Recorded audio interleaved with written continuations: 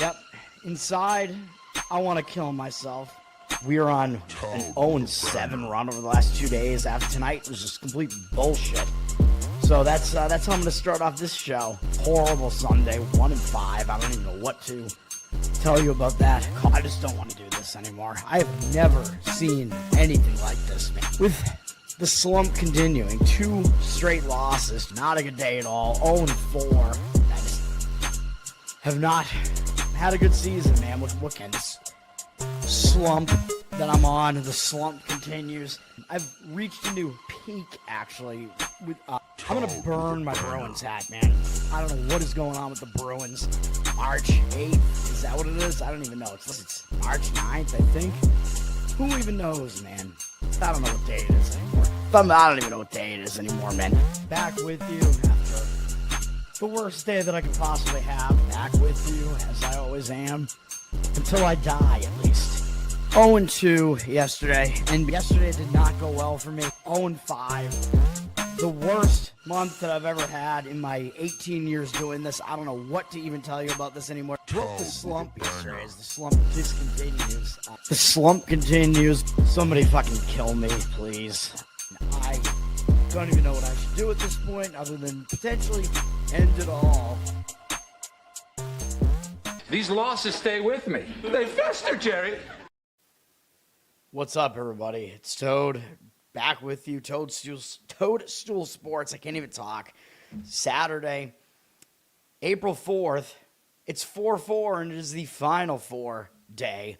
We'll talk about that. Not going to actually have a play in those 2 games, although I'm going to talk about the games, obviously, and you kind of know what I think about them. I am going to have a college basketball play, though, in the Crown. So I'm going to talk about that as well. I'm being super selective here again. 1 play in baseball as well.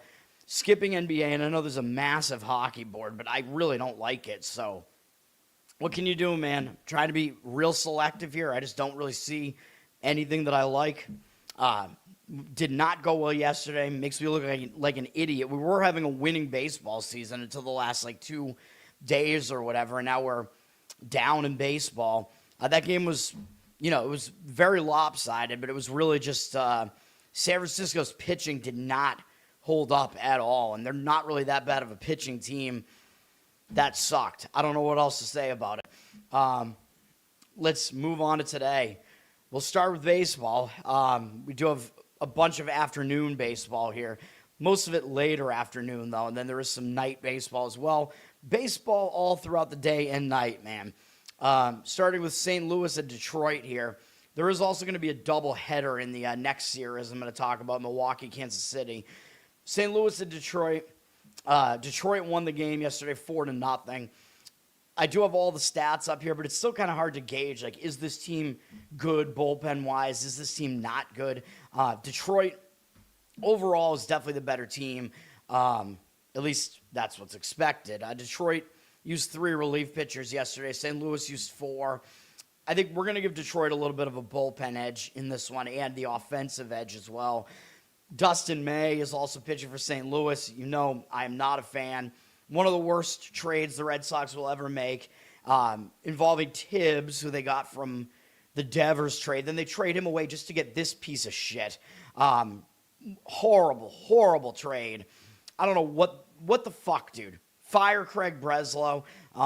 Even though I liked his offseason moves for the most part this year, that was horrible. Tibbs is tearing it up in AAA right now. Dustin May is getting torn up. I mean, his first start yet again was not good. He gave up 6 earned runs to Tampa Bay. Not good. What else do you want me to say about it? Detroit has never really seen him before, though. Although it's hard to read into these numbers because some of them are Jack Flaherty, who he's going up against today. So his hitting numbers, we could throw that out. But that's hilarious because then it just leaves one hitter, Jahmai Jones, and he's never recorded an out against him. He's 2 for 2 off May. Even though Detroit hasn't really seen May before, I don't expect much out of May here, man. Jack Flaherty, he is the more known pitcher, let's say here, but and I'm not even a fan of Flaherty, but I think he's still better than May. He had 4 walks in his first outing compared to 2 strikeouts, which is not good. Didn't last 5 innings, got no run support in a loss to the Padres. Small sample size, though, actually, against St. Louis, but they're only 2 for 12 off him with 6 strikeouts and 1 home run from Urias. Horrible name. I actually trust Flaherty more in this one, so, I'm going to have a slight lean towards that direction, towards Detroit in this one. Money is completely disagreeing with me. I don't get it at all. It's at minus 155 on Detroit. Maybe it has to do with the price. But, again, I think they got the advantage in every phase of the game, in my opinion. 83% of the tickets, 79% of the cash on Detroit. Do with that what you want to, man. I'm staying away completely from this. If you wanted to go over, I would not really disagree with you on that either. The total is 7.5, which I worry because when the odds makers set it that low, they're really telling you something, but I just don't understand it because, again, I do not like these starting pitchers at all. So do with that information what you want to. I do have the bullpen whips up and stuff like that, but I don't know how much we can read into this yet, you know what I mean? So I'm still trying to not do that, but I used it for my research. Mr. Pinsey, what's up? Good to see you again. Except for the fact that you root for all the wrong teams. Milwaukee at Kansas City, we have a doubleheader, so I'll just talk about both games back-to-back here. Yesterday, I broke down this matchup yesterday. It's the same thing, basically. I'll do it again, but it's the same thing that I said yesterday. So yesterday got rained out or whatever. We're talking about, Kansas City. We still don't know how less pitcher-friendly this park is right now with the walls being moved in a little bit. Both bullpens are a little bit more rested now because they didn't play yesterday. Milwaukee has been really good so far. They've been the best offense in baseball so far. I think even if that wasn't the case, I think you have to agree they're the better offense here. Normally, I would say Kansas City has the better bullpen, but that has not been the case this season. So Milwaukee has actually been better all around, really. Chad Patrick is pitching for them in this first game. Decent start in his opener. It was against a bad White Sox team, and he did not last 5 innings, but I think they kind of just kept him on a pitch count, though, which is why they took him out. But he was fine. He gave up 1 earned run, 4 strikeouts, 1 walk. He's a decent young pitcher. The Royals have seen a little bit of him. They're 3 for 11 off of him lifetime, which is not a huge sample size. Only 2 strikeouts, 1 walk, but 3 doubles in there, so they do have an 879 OPS off of him, which is a little bit higher than you'd really like to see. Luinder Avila pitching for Kansas City, again taking the place of Michael Wacha, who is, I guess they put Wacha on the DL or whatever, but I thought it was just an illness for him, so I thought they were just going to skip him in the rotation. I don't know. Avila, we don't know what we're going to get out of him, man. He's only pitched 1 season in the majors last year. He only made 13 appearances, all of them out of the bullpen. For the most part, he was good, though. He gave up very few hits. He gave up 1 hit every 2 innings. That was his rate last year. He walked too many guys, but he also had more strikeouts than innings pitched. Overall, his numbers were good. I don't know how many innings he's going to pitch in this game. I think they are trying to make him a starter, though. Milwaukee has pretty much never seen him before. They have 1 at bat against him from Rengifo, who has a strikeout against him. Avila could be a pretty talented young pitcher, man. It's hard to say. So I actually like the under in this game. The money coming in on the over, I do not really see it. Again, now you have you have rested bullpens. And again, is it the Kauffman Stadium walls being moved in phenomenon here? I don't know. But I still am not going to consider this park to be like a massively hitter-friendly park unless we see otherwise. Total's at 8.5 right now. You might be able to get under 9, actually, in the full game. And again, because you have rested bullpens now, I don't really dislike either of these starters here. That's the way that I would look, although I know Milwaukee has been really hitting the ball well. Kansas City, not so much, though. 50% of the tickets on the under, 61% of the cash on the over. Again, I don't really see that. Milwaukee is up to minus 110. I have heard some professional opinions, at least when they talked about yesterday, this same matchup, when it was supposed to be yesterday, they were pretty much all leaning towards the Brewers. 91% of tickets, 96% of the cash on the Brewers. I don't really prefer trying to pick a side here, though. Again, if you want to make the argument the Brewers are the better offense, the better bullpen, and then the starting pitching matchup is somewhat close, I'm not going to disagree with that. But yesterday, I think some of those guys I listed to thought Waco was still pitching, although he's not that bad. But Avila might be more preferable just because he's so unfamiliar to the opposing hitters. That might give him an advantage. So I lean under in that game. That's probably the way that I would go. First 5 under also kind of makes some sense in that one if you want to just not deal with the bullpens. But again, when they're rested, I think it's fine. Kyle, what's up? Thanks for hanging out. And we're not dealing with like an absolute train wreck of a bullpen in that game like the Diamondbacks. The second Milwaukee-Kansas City game will be at night, but I'm going to talk about it now. Doubleheader. We don't know what the bullpen situation is going to be, so it's kind of hard to handicap these second games of the doubleheader because you don't know how used the bullpens are going to be after the first game.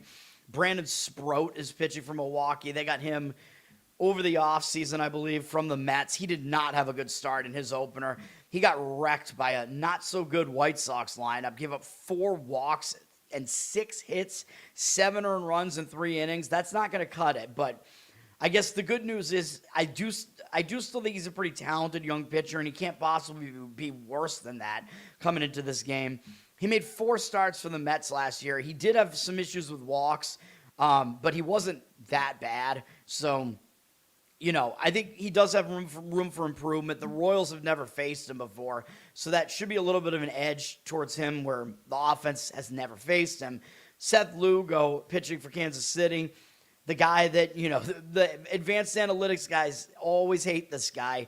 And I am less of a hater of Lugo.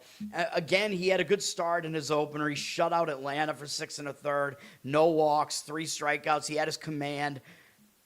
I don't think Lugo is that bad, dude. His numbers against the Brewers are actually good. In 59 at-bats, 17-4 strikeout walk ratio. Yelich has a couple of home runs off him, but other than that, not a whole lot going on here.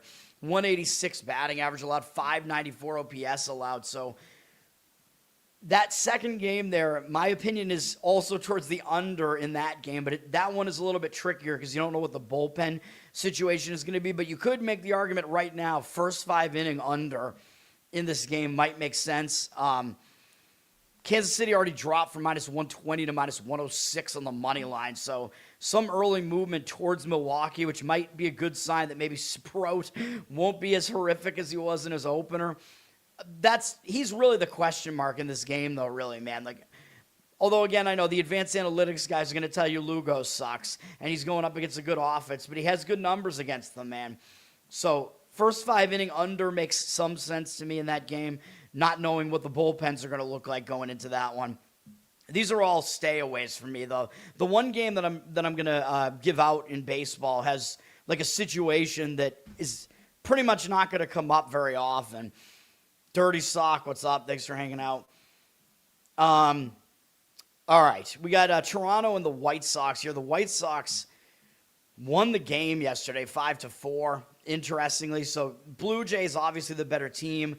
Definitely the better offense, probably the better bullpen too. The Blue Jays, might bounce back from that loss. Problem is the starting pitching matchup here is very difficult to figure out. We don't know how long either of these pitchers is going to last in this one because they're not full-fledged starters at this point. Blue Jays are going with Mason Fluharty, who has been pitching out of the bullpen so far this year, and he last pitched 3 days ago out of the bullpen, so I don't really see him giving you like a full starter's workload here. He did make – actually, no, I thought that he had made a couple of starts in his career, but he didn't. He was coming out of the bullpen all last year. His numbers were decent for the most part, except he walked too many guys last year, so he had an okay strikeout rate and stuff like that.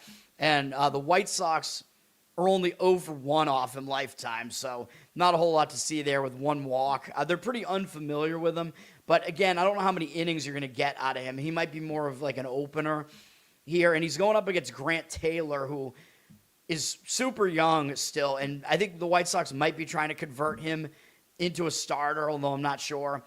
He made 2 starts last year. He's made 1 this year as well, it looks like, but It looks like whatever it was an opener because he hasn't pitched more than 1 inning yet in any of these outings. And he actually pitched yesterday. So, that's a sign that he's probably not going to pitch a full workload here. He's probably going to come in and pitch an inning, and then the White Sox are going to go to their bullpen. So that's not good. Even if you think Taylor might be an all right pitcher, I don't like that setup. Toronto's only 1 for 10 off him with 4 strikeouts. So when he's in there, he might be fine, but I don't think he's going to be in there for very long, and that's kind of the problem with that game. Toronto's all the way down from minus 170 to minus 135, though, so the money is very heavily fading Toronto in this one.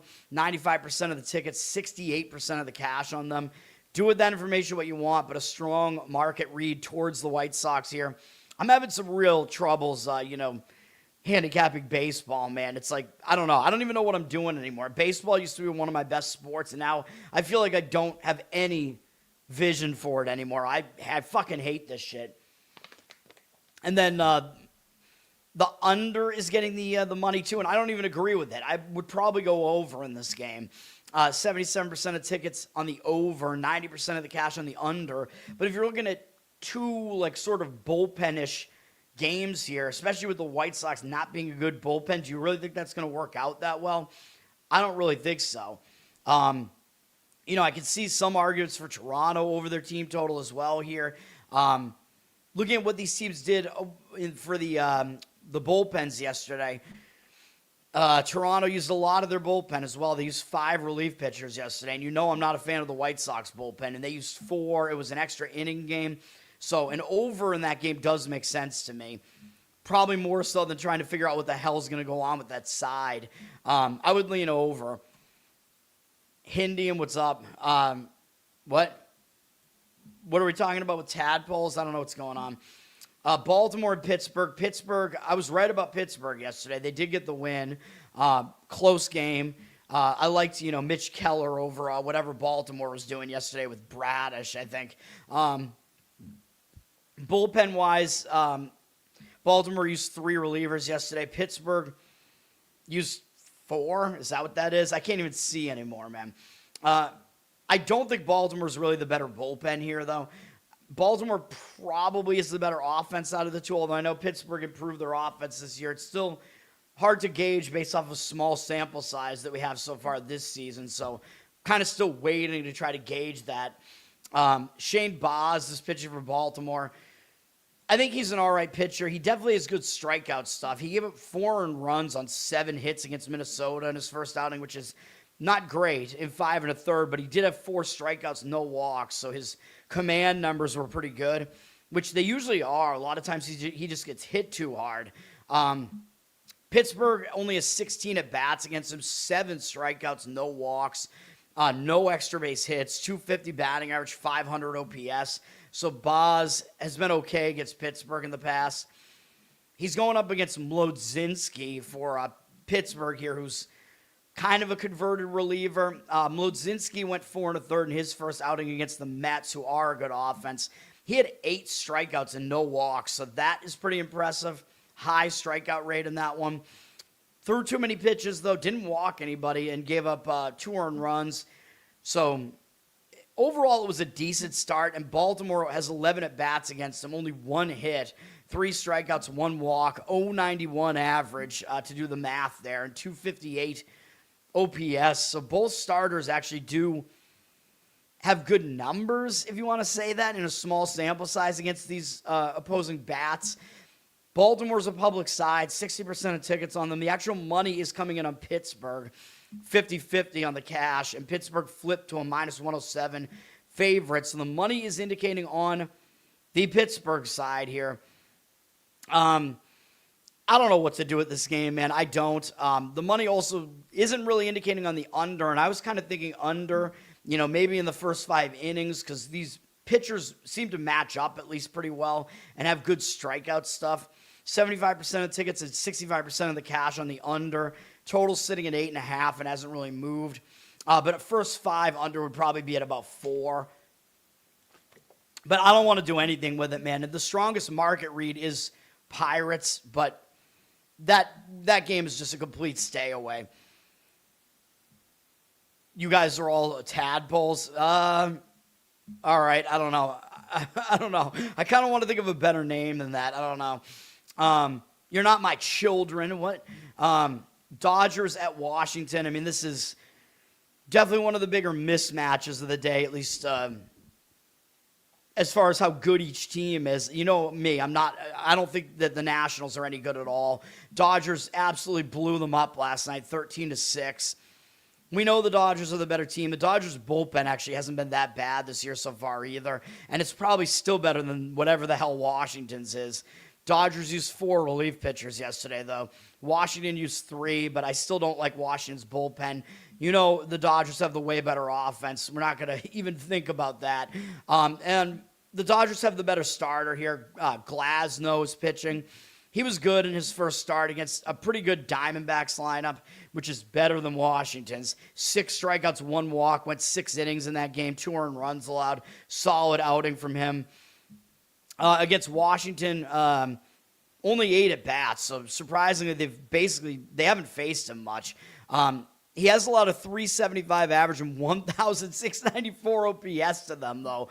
They actually have 2 home runs off him in 8 at bats and 3 extra base hits off him. 1 strikeout, 1 walk. So he's actually struggled, but it's such a limited sample size. I don't think you could just say, oh, he's going to be really bad in this game. I mean, I kind of tend to doubt that. Jake Irvin is pitching for Washington. He had a good start in his first start against a pretty good Cub lineup. On the road, he went 5 innings, 2 earned runs allowed, both solo home runs. Did hold him to 3 hits, 1 walk, 7 strikeouts. So Irvin actually was pretty good. I don't really trust Irvin generally, but I mean, sometimes he pitches okay. His numbers against the Dodgers are pretty bad, though. 92 at bats, so we do have a huge sample size here. 23 strikeouts, 7 walks, 304 average allowed, 897 OPS. That's not good. So, I mean, the Dodgers, to me, it's Dodgers or pass in this game for me, man. But you can't really lay minus 280. I mean, if you wanted to go run line, I guess you could try that with the Dodgers. 88% of tickets, 98% of the cash on them. Pretty high total at 9.5. I would maybe go Dodgers over their team total just to light up Washington's pitching staff here. That would probably be my preferred approach there. I mean, it's really hard to find a way to play a game when one team is just a massive favorite. I mean, if you go run line, you will at least get the Dodgers to bat the full 9 innings, but the same could be said for them going over their team total. So that's that game. Houston at the A's. The A's won the game yesterday 11-4. This is in that horrible AAA stadium the A's play in, which is very hitter-friendly, so guys that aren't familiar with the stadium might not do as well. As far as the bullpens, you know, I'm not a fan of the A's bullpen. They only used 2 relief pitchers yesterday, though. Houston also used 2. Houston's bullpen hasn't really been that good either. Houston's offense has been good. The A's offense has really struggled so far this year, although I think the A's offense is better than what we've seen so far. Imai is pitching for Houston. You know, I tried to jump on him in his first game, and Houston won the game. We got the win on that, but it was pretty dicey. He did not pitch well. He only went 2 2/3, threw way too many pitches, did have 4 strikeouts, but 4 walks, 4 earned runs allowed, 3 hits against a not great Anaheim team, so that's not good. I don't really want to try to trust him in this pitching environment here, so I'm not going to jump on him, even though the A's have, I'm not going to jump on him because that's gay. The A's have never faced him before, so he does have that advantage, I guess, where the A's will not have faced him before, but the same could have been said for the Angels in that first game, and they did not really have any issues with him. Morales is pitching for the A's here. He had a pretty decent season last year. Really young guy, pretty good numbers last year. Had a whip that was below 1.2 in his first season in the majors. He made 9 starts last year. ERA in the 3s. That's pretty good stuff. Not a huge strikeout guy, but he pitched well last year. I mean, he did not have a good outing in his first outing this year. Toronto bombed him for 3 home runs and 4 1/3, 5 earned runs allowed, 5 strikeouts, 2 walks. But he's never been faced before by the Astros, believe it or not. Even though he's in their division, they never faced him last year. So I probably prefer Morales here just because he is also unknown, but he's more of a proven pitcher at this point, and he's used to pitching in this stadium. And he was worse at home last year, but he still had an ERA in the threes at home last year, so I think that's fine. I mean, you're expected to not be as good when you pitch in a very hitter-friendly park like that, but overall he did fine. Houston dropped from -122 to -110. Money looks like it is kind of on Houston, even though they're also public. 70% of tickets, 88% of the cash on Houston. I don't love it. I don't love Oakland. The A's bullpen. Total is high, of course, at 10. You know, I mean, obviously this is a hitter-friendly ballpark, man, so... but I think the way that I would probably look at this game is probably the A's in the first 5 innings might be the way to look at it and just go with that starting pitching matchup there. But then again, it's possible that Imai does way better. You know, like maybe he was nervous in his first outing, whatever. He's got decent stuff, so maybe he does better, especially against a lineup that's never been seen before. So, you know, there's some arguments to be made maybe for an under in the first 5 innings in that game too. But that seems a little bit risky to me as well. San Diego at the Red Sox. The Red Sox actually won the game yesterday. Hey, there you go. Red Sox, 3 bullpen pitchers made appearances yesterday. San Diego does have the better bullpen, in my opinion. They only use 2 relief pitchers, so I'm going to give San Diego a bullpen edge. San Diego has been the worst offense in baseball so far this year, which probably is not going to continue, but I think you probably have to give the Red Sox a slight offensive edge at the very least here. It's interesting because San Diego has former Red Sox commentator Don Orsillo, so he's back in town with the Padres doing their TV broadcast or whatever. Loved the Orsillo-Remy combo, man. You can go look up their videos. They were like the most hilarious baseball commentary duo that I've ever seen. Maybe I'm biased as a Red Sox fan, but they were just unbelievable, dude. Like, they just stopped calling the game at some points and just be making absurd jokes. Like, oh my God, some of it got so funny. The game where the guy threw a slice of pizza at another guy in the stands, that was awesome. Machado got booed. Yeah, that's true. Yeah, nobody likes Machado around here, man. And I think Bogart's probably got a standing ovation, right? We still like Bogarts over here. One of the Red Sox killer bees. The Red Sox never should have gotten rid of him. He's still there, right? He's still on San Diego, I think. I don't know. Yeah, I mean, that must have been fun. And the Chinese communist mayor of Boston and the lesbian communist governor of Massachusetts both got booed pretty heavily at the beginning of the game. Fuck them. Everybody fucking hates those bitches. Nice. Hell yeah. But we have to move on to today's game. The Red Sox need to keep winning, man. And this definitely should be a winnable game here for them because they're going up against Randy Vasquez. So you know I'm not a fan of Vasquez. I think he puts way too many guys on base. His first start was actually quite good. He shut out Detroit for 6 innings, and they're a pretty good offense. That was in good old pitcher-friendly San Diego, though, and Fenway Park is not pitcher-friendly. 8 strikeouts, 3 walks. Again, he had too many walks, but was pretty unhittable. 2 hits allowed, 8 strikeouts. You know, that's all pretty good. Against the Red Sox, he actually has good numbers. Not a huge sample size, 29 at-bats, only 2 strikeouts, 1 walk, which is pretty low. 241 batting average allowed, 577 OPS. So the Red Sox actually have not done that well against Vasquez, but I've never been a fan of him, dude. I think he walks too many guys, like way too many guys, and I don't think he's very good. Connolly Early is pitching for the Red Sox. They might have something with him, man. His first start was pretty good, and that was in hitter-friendly Great American Ballpark in Cincinnati. He went 5 1/3. Did throw too many pitches, almost got up to 100. But the fact that they're unleashing him and letting him go like a full amount of pitches, I think is good. It's going to give him more confidence. He only gave up 1 earned run in that outing, 5 hits, 2 walks, 6 strikeouts. It was a pretty good outing, all things considered. And I think the Red Sox still lost that game somehow. No fault of Early's. And, of course, San Diego's never faced him before because he came up late last season. So, in his career, he's only made 5 starts in his career, and his numbers have been pretty good over that span. 35-6 strikeout walk ratio so far in his career, and 24 and 2/3. That's good stuff, man. 2.19 ERA, 1.14 WHIP. I'm liking it, so I do like Early here, and the money seems like it's respecting him as well here. Where is it? Money actually only slightly towards the Red Sox here. They're at minus 142, 60% of tickets, 62% of the cash on the Red Sox. I do lean to the Red Sox in this game. I don't want to be biased about it, but, you just heard my breakdown there, so that would be my opinion there, but it's not really that strong. If you wanted to go first 5 and then take the San Diego bullpen out of the equation because they do have a good bullpen, I wouldn't really disagree with that either with Red Sox in the first 5. But the Red Sox are not as bad as their start to the season makes them look. But you could say the same thing about San Diego. Both these teams, I think, are better than their records look.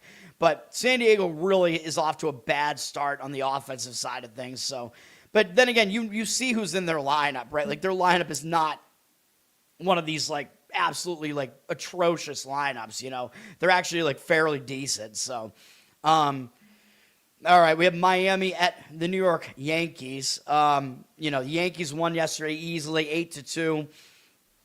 Yankees, they don't have the best pitchers going in this series, and it doesn't even matter.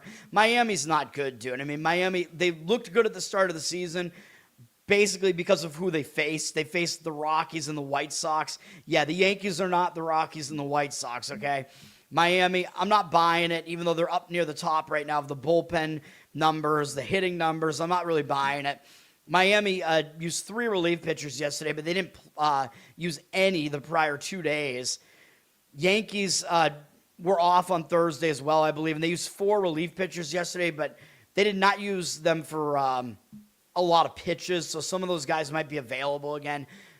I kind of like both starters in this game, actually. Max Meyer is pitching for the Marlins. His overall numbers don't look good after one start, but if you look at the pitching line, it wasn't bad. Granted, it was against the Rockies, and you should probably go out there and dominate that lineup, but he wasn't horrible. He gave up 3 earned runs in 5 innings, 5 strikeouts, 2 walks, 5 hits. I still think Meyer is a pretty talented, young-ish pitcher here. I know he hasn't really taken off like I thought he might, though, so maybe that's a bit of an issue. His career numbers really don't look that good. Yankees have 14 at-bats against him, 3 strikeouts, no walks, only a 214 average off him, though, 571 OPS. Only 4 of their hitters have faced him before, so Meyer might have a little bit of an edge there pitching against this Yankee lineup. Ryan Weathers is pitching for the Yankees against his former team, the Marlins, so he might get pumped up to face the team that let him go, man. A lot of times a pitcher, the first time he's facing the team that let him go, the pitcher will be a little bit extra motivated because they want to prove something, you know what I mean? You guys got rid of me, well, now I'm going to show you why you shouldn't have, basically. Weathers was decent in his first outing. We had a win on the show in that game on the under. He pitched in Seattle, which is a pitcher-friendly park, though. Yankee Stadium is not pitcher-friendly, but they kind of limited his pitches in the game. He only went 4 1/3. He only gave 1 earned run, and very impressively, he had 7 strikeouts, so that was quite good, and 2 walks. And I believe Weathers' father actually played for the Yankees back in the day, if I'm not mistaken. Weathers really hasn't been seen before by Miami, which makes sense because he was on Miami for his whole career up to this point. They only have 6 at-bats off him, 1 hit. Slater has a single off him. 3 strikeouts, 1 walk, 167 average, 452 OPS. Very small sample size, though, but I'm actually going to lean first 5 innings under in that game. I kind of like both starting pitchers, and the money is actually agreeing with me on the under in general. 67% of tickets on the over. Hey, the market agreeing with me on something? What? You never see that in baseball. 91% of the cash on the under there. The total dropped to a quite low 7.5. It might still be around 8 at some spots. In the first 5 innings, you're probably looking at 3.5 though. So you're on the razor's edge a little bit if you do that. But I like both starters, and they're starters that nobody knows who they are. You know what I mean? So I like that when starters are better than what people think, and they don't have this name recognition. I don't want to put this on my card or anything. But that would probably be my opinion in that game. I mean, I wouldn't totally disagree on the full game under either there. You got to deal with the bullpens, but both bullpens have actually pitched pretty well so far. But again, I showed you the bullpen usage is not really in the greatest of shape there, and I expect Miami's bullpen to regress. I don't really know about the Yankees because their bullpen was bad last year, but they got rid of some of the worst guys they had. I don't think the Yankees' bullpen is going to be nearly as bad this year. So, all right. Next game is going to be my play. We're going to be on a first 5 inning play here. We're going to be on the Cincinnati Reds first 5 innings at plus 115 on the money line. If you want to go plus a half run on the run line, you can do that as well, but you got to pay probably minus 125 for it. So I was just like, let's just play the underdog price here. And the way this works is if the game is tied after 5 innings, you get your money back. I'm pretty sure every book does that. If they don't, then you should basically stop using that book. I haven't seen one that does, though, but that would really be, the book would really be screwing you if they did that. But yeah, the way this money line should work is if it's tied, it should be a push. So that's how it works. Cincinnati, now, first of all, the reason I'm going first 5 here is because I don't like the bullpen for Cincinnati. I think Texas has the better bullpen, so we're going to take that out of the equation here. Cincinnati used 4 relief pitchers yesterday as well. Texas used 3, so I don't want to deal with that. I think Texas does have a bullpen edge here. I think Cincinnati probably does have the better hitting here, even though Texas has hit better than Cincinnati to start the season. I'm still not really buying Texas' offense, but really what I'm looking at is the starting pitching here. Rhett Lauder is pitching for the Reds, and aside from the fact that, he looks like one of these, tobacco chewing, badass pitchers from like the 90s and whatever. Maybe even go back further. Go to like the 70s, man. Go to like Dennis Eckersley. That's what he fucking looks like. Because he's a more handsome man. He's not as ugly as like Rod Beck, like guys like that. But yeah, the long hair, the mustache, let's go, baby. Even his name, Rhett Lauder. Like, dude, he's from North Carolina. This dude sounds like he's just spitting tobacco into a spittoon or something. But I like it, dude. He pitched okay against the Red Sox in his first outing in a very hitter-friendly ballpark in Cincinnati against a decent Red Sox lineup. 5 innings, 2 earned runs allowed, did not overextend himself, 86 pitches, 5 strikeouts, 2 walks. Pretty impressive performance from him there. 3 hits allowed. He's only made 7 starts in his major league career, and he has a 1.51 ERA. Now, that can't possibly stay that low, but his whip isn't really that bad either at 1.23. He doesn't strike out a lot of guys, and he does have too many walks, so that is a concern. The strikeout walk rate overall is not good, but I think he's a decent pitcher. I think that maybe he's going to improve a bit over what we saw last year because that was his first season in the majors.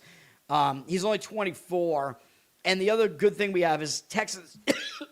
Texas has never faced him before, so I think that's an extra edge for Lauder here again, because when you have these young pitchers where the offenses haven't seen them before, they could do a bit better.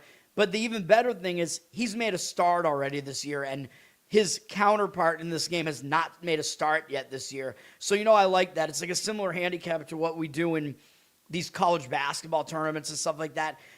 The team that has a game under the belt has an advantage because they've shed the nerves and they're already ready to go. You know what I mean? So I think Lauder has that going for him with the fact that he's made a start already and he's in his groove. Pitchers are creatures of habit too. So it's good to have that one start already out of the way, and now you're off to the races, whereas Kumar Rocker pitching for the Rangers, that is not the case with him. He has not pitched yet this year, and he has not panned out so far, man. In his career, 17 starts, he has a 5.45 ERA, 1.47 whip. His strikeout rate isn't even as high as people thought it would be.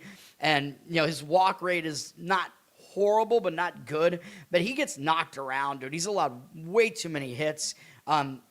He's gotten rocked. Like, things have just not worked out for this guy. And he hasn't pitched yet this year, like I said. But it also gets worse for him because the Reds have faced him before. Only 13 at bats, but they have a 538 batting average off him and 1,648 OPS against him. They have 7 hits off him, 2 home runs, 2 strikeouts, 1 walk. So I know it's a very small sample size, but they absolutely lit him up when they faced him, which I'm assuming was last year at some point.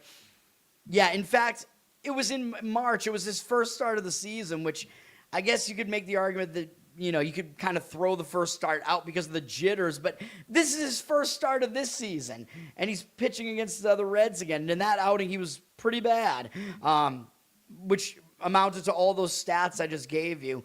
Now, that was at Great American, so that was, a hitter-friendly park, whereas Texas is actually pretty pitcher-friendly. But I still don't trust Rocker here. I like how this sets up. We're going to exclude the bullpens. Texas is down to minus 137 on the full game. We see 88% of the tickets on them. 99% of the cash on Texas is not accurate.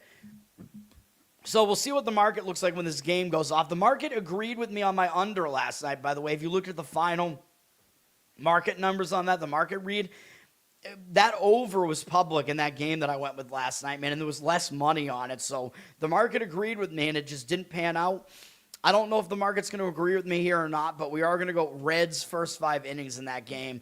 Hopefully we can get that win there, man. All right. Tampa Bay, Minnesota. Minnesota won 10-4 yesterday. I liked Tampa Bay in the game. You watched my show. That was probably one of my stronger opinions, and all the professional guys that I listened to liked Tampa in that game too. Joe Boyle did not hold up his end, and I don't trust Boyle, so that's kind of the reason why I did not want to do anything with that game. I think Tampa is overall the better team, though. Tampa has had the better offense to start the season. Minnesota, they're just not good anywhere, really. I think they have the worst bullpen here. I think they have the worst offense. Now, as far as the starting pitching, Steven Matz is pitching for Tampa Bay. He's back to being a starter. He was actually a starter earlier in his career. Actually, for a large part of his career, he was actually a starter up until the last few seasons. He transitioned to being a reliever. Tampa Bay has him in the starting rotation, though, and he did have a full starter's workload pretty much last time out. Against his former team, St. Louis, he went 5 innings. He was only okay. He gave up 4 earned runs, 2 strikeouts, 1 walk. Nothing to write home about there. His numbers are pretty good against Minnesota, though, in 37 at-bats. They only have 1 extra base hit against him, 7 strikeouts, 1 walk, 135 average allowed, and 320 OPS. So he's been pretty good against Minnesota. We don't know how many innings he's going to give you. He might give you around 5 innings again here, and then Tampa will have to go to the bullpen. Whereas the bullpen usage, let's see, Tampa Bay did use 3 relievers, and they used nobody the day before that. So their bullpen is in decent shape right now. Minnesota's not so much. Minnesota's used a lot of relievers over the last 2 days, man. They've used all but one of their relievers across the last 2 days. So Tampa Bay definitely has a bullpen edge here. Minnesota's going with Mick Abel, who I believe they picked up at the trade deadline last year from the Phillies, and he didn't really pan out for the Phillies. He made 1 start this year so far with Minnesota, and it wasn't good.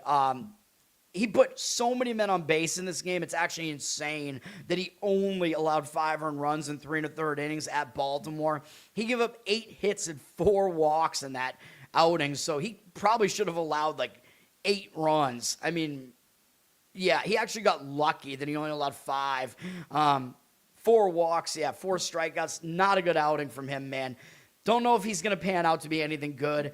The Rays have never faced him before, so he does have that advantage of being unfamiliar, but he hasn't been good, dude. Last season was a disaster for him, although he's still only made 8 starts and 11 appearances in his entire major league career. And actually his outing wasn't even a start, actually. He actually made a relief appearance in that game against Baltimore. Because I was going to say, I don't remember handicapping him in that game. I don't know, man. I would lean to Tampa Bay in this game. I just don't see it. And they're the better team, and they lost badly yesterday, so they're kind of in bounce-back mode here. The money seems like it agrees, although Minnesota flipped to a minus 109 favorite. But 84% of tickets, 98% of the cash on Tampa, and you might get them as a little bit of an underdog, even though I think they kind of have an advantage throughout most of this game. That's the way I would lean, Tampa Bay. yet again in that one. But there is the potential that Tampa's offense struggles in that game against a pitcher they haven't faced before, man. So I worry about that a little bit. All right, Milwaukee, Kansas City, I already talked about both doubleheader games there. So you can go back and see that if you missed it. Cubs at Cleveland. Cleveland won yesterday, I think. Yeah, 4-1. Cleveland now beating the Dodgers and then beating the Cubs. Who would have thought, man? Now, Cleveland does have a pretty decent bullpen. I think you might be able to make the argument their bullpen is better than Chicago's. You cannot make the argument their offense is any good, though. Cubs obviously have the better offense here. Cubs are the better team. They're in bounce-back mode, and they clearly, I think, have the better starter here with Shota Imanaga pitching for the Cubs. I mean, he's a proven pitcher at this point. He's used to pitching in the majors. He didn't have a good outing in his first outing against Washington, but we know what he is, man. We know he's a good pitcher, so I'm going to give him a pass for that. It wasn't even that bad of a start. 4 earned runs in 5 innings isn't great, but 7 strikeouts, 2 walks, first start of the season, whatever. Sometimes pitchers are a little bit shaky. I expect him to do a lot better here. Cleveland has mediocre numbers off him in 27 at-bats. 259 average, 767 OPS is a little bit high because they do have 2 home runs off him, 3 strikeouts, 1 walk. I'm still going to tilt the scales toward Imanaga, though, against Slade Ciccone, even though I think Ciccone is okay, but his career stats, I mean, they're not that bad. Like, his ERA looks really bad over his career, but his whip kind of tells you that he's not quite as bad as that, even though his whip is still a little bit high in the 1-2s. But he also did not pitch well in a pitcher-friendly stadium at Seattle. He took a pretty ugly loss there, gave up 6 earned runs and 4 1/3. Seattle does have a good offense, but still, in a pitcher-friendly park, you should not pitch that poorly. First start of the season, though, so maybe we expect him to not be as bad as that. 5 strikeouts, 3 walks in the game, not great either. Now, he might do okay here because the Cubs only have 2 hitters who have ever faced him before, and they're 0 for 7 lifetime off him, with no strikeouts, though, and 1 walk. So it's hard to gauge. Like, maybe Ciccone will actually pitch decently in this game. I prefer Imanaga. I would lean to the Cubs in this game. They're at minus 132. 71% of tickets, 93% of the cash on the Cubs. I think, again, it's a bounce-back spot for the better team. And you get the better starter on the mound there. So I think Cubs is the right approach in that game. Probably one of my somewhat stronger opinions, really, and the money seems like it agrees with it as well. So maybe it should be on my card, man. Maybe I shouldn't mess around. You know my Reds play is going to lose, and then the Cubs are going to win. You know that's going to happen. Atlanta at Arizona. Atlanta has won the first 2 games of this series already. Last night, shockingly low scoring at 2-0. That is not what I would have expected at all. This Arizona bullpen is pitiful. And again, as I mentioned, they don't even have a left-hander in their entire bullpen. I don't know what they're even doing, dude. They're pretty rested, at least. They only used 3 relief pitchers yesterday and did not use them heavily. Atlanta used 3 relief pitchers as well, not very heavily either. So both bullpens are in okay shape here, but we know Atlanta has the better bullpen. Arizona probably does have the better offense, but looking at the starting pitching, I actually think you have to give the pitching edge of the starting pitching to Atlanta with Bryce Elder. I don't want to admit it, but I think that's the case. Elder went 6 shutout innings in his opener against the A's. Elder started pitching better at the end of the year last year, and he was the guy I was making fun of, dude, because he'd been so bad for, like, over the course of more than an entire season that he started pitching well at the end of the season. I don't know what he changed. Started this season well with 6 shutout innings against the A's, 5 strikeouts, 1 walk, 5 hits allowed. Numbers not bad against the Diamondbacks either. In 44 at-bats, 8 strikeouts, 1 walk, 250 average, 608 OPS. So I think Elder actually sets up to pitch well here, even though it is a hitter-friendly ballpark. I trust him over Michael Soroka in this outing, man, in this game. Although Soroka was actually really good in his opener, too, against Detroit. He went 5 innings, no earned runs allowed, 10 strikeouts, and 1 walk. So he was lighting it up against Detroit, 4 hits allowed. But you look at his overall numbers, man, I don't trust him as much, although his entire career, his numbers are okay, but I don't know. He had some years that weren't really that good.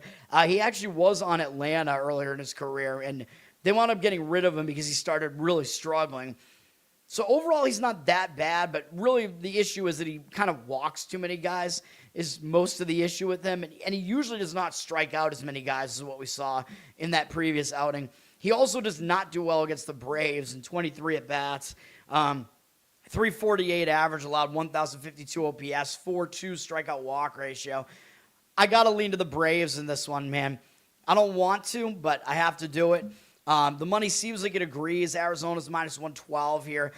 Even though Arizona, you could make the argument, well, Atlanta might just start taking Arizona too lightly because they've beaten them twice already by a combined 19-2 score. So I don't love playing on teams that are dominating a series to that degree, but I think Atlanta does have the edge pitching-wise throughout this whole game. 50% of tickets, 52% of the cash on Atlanta. I agree with Atlanta, but do with that what you want. Philadelphia at Colorado. Colorado has still not decided on a starter. They have until later today to decide on one because the game's not till tonight. So hard to handicap this game. I doubt that I would be giving out a play on it anyway, though.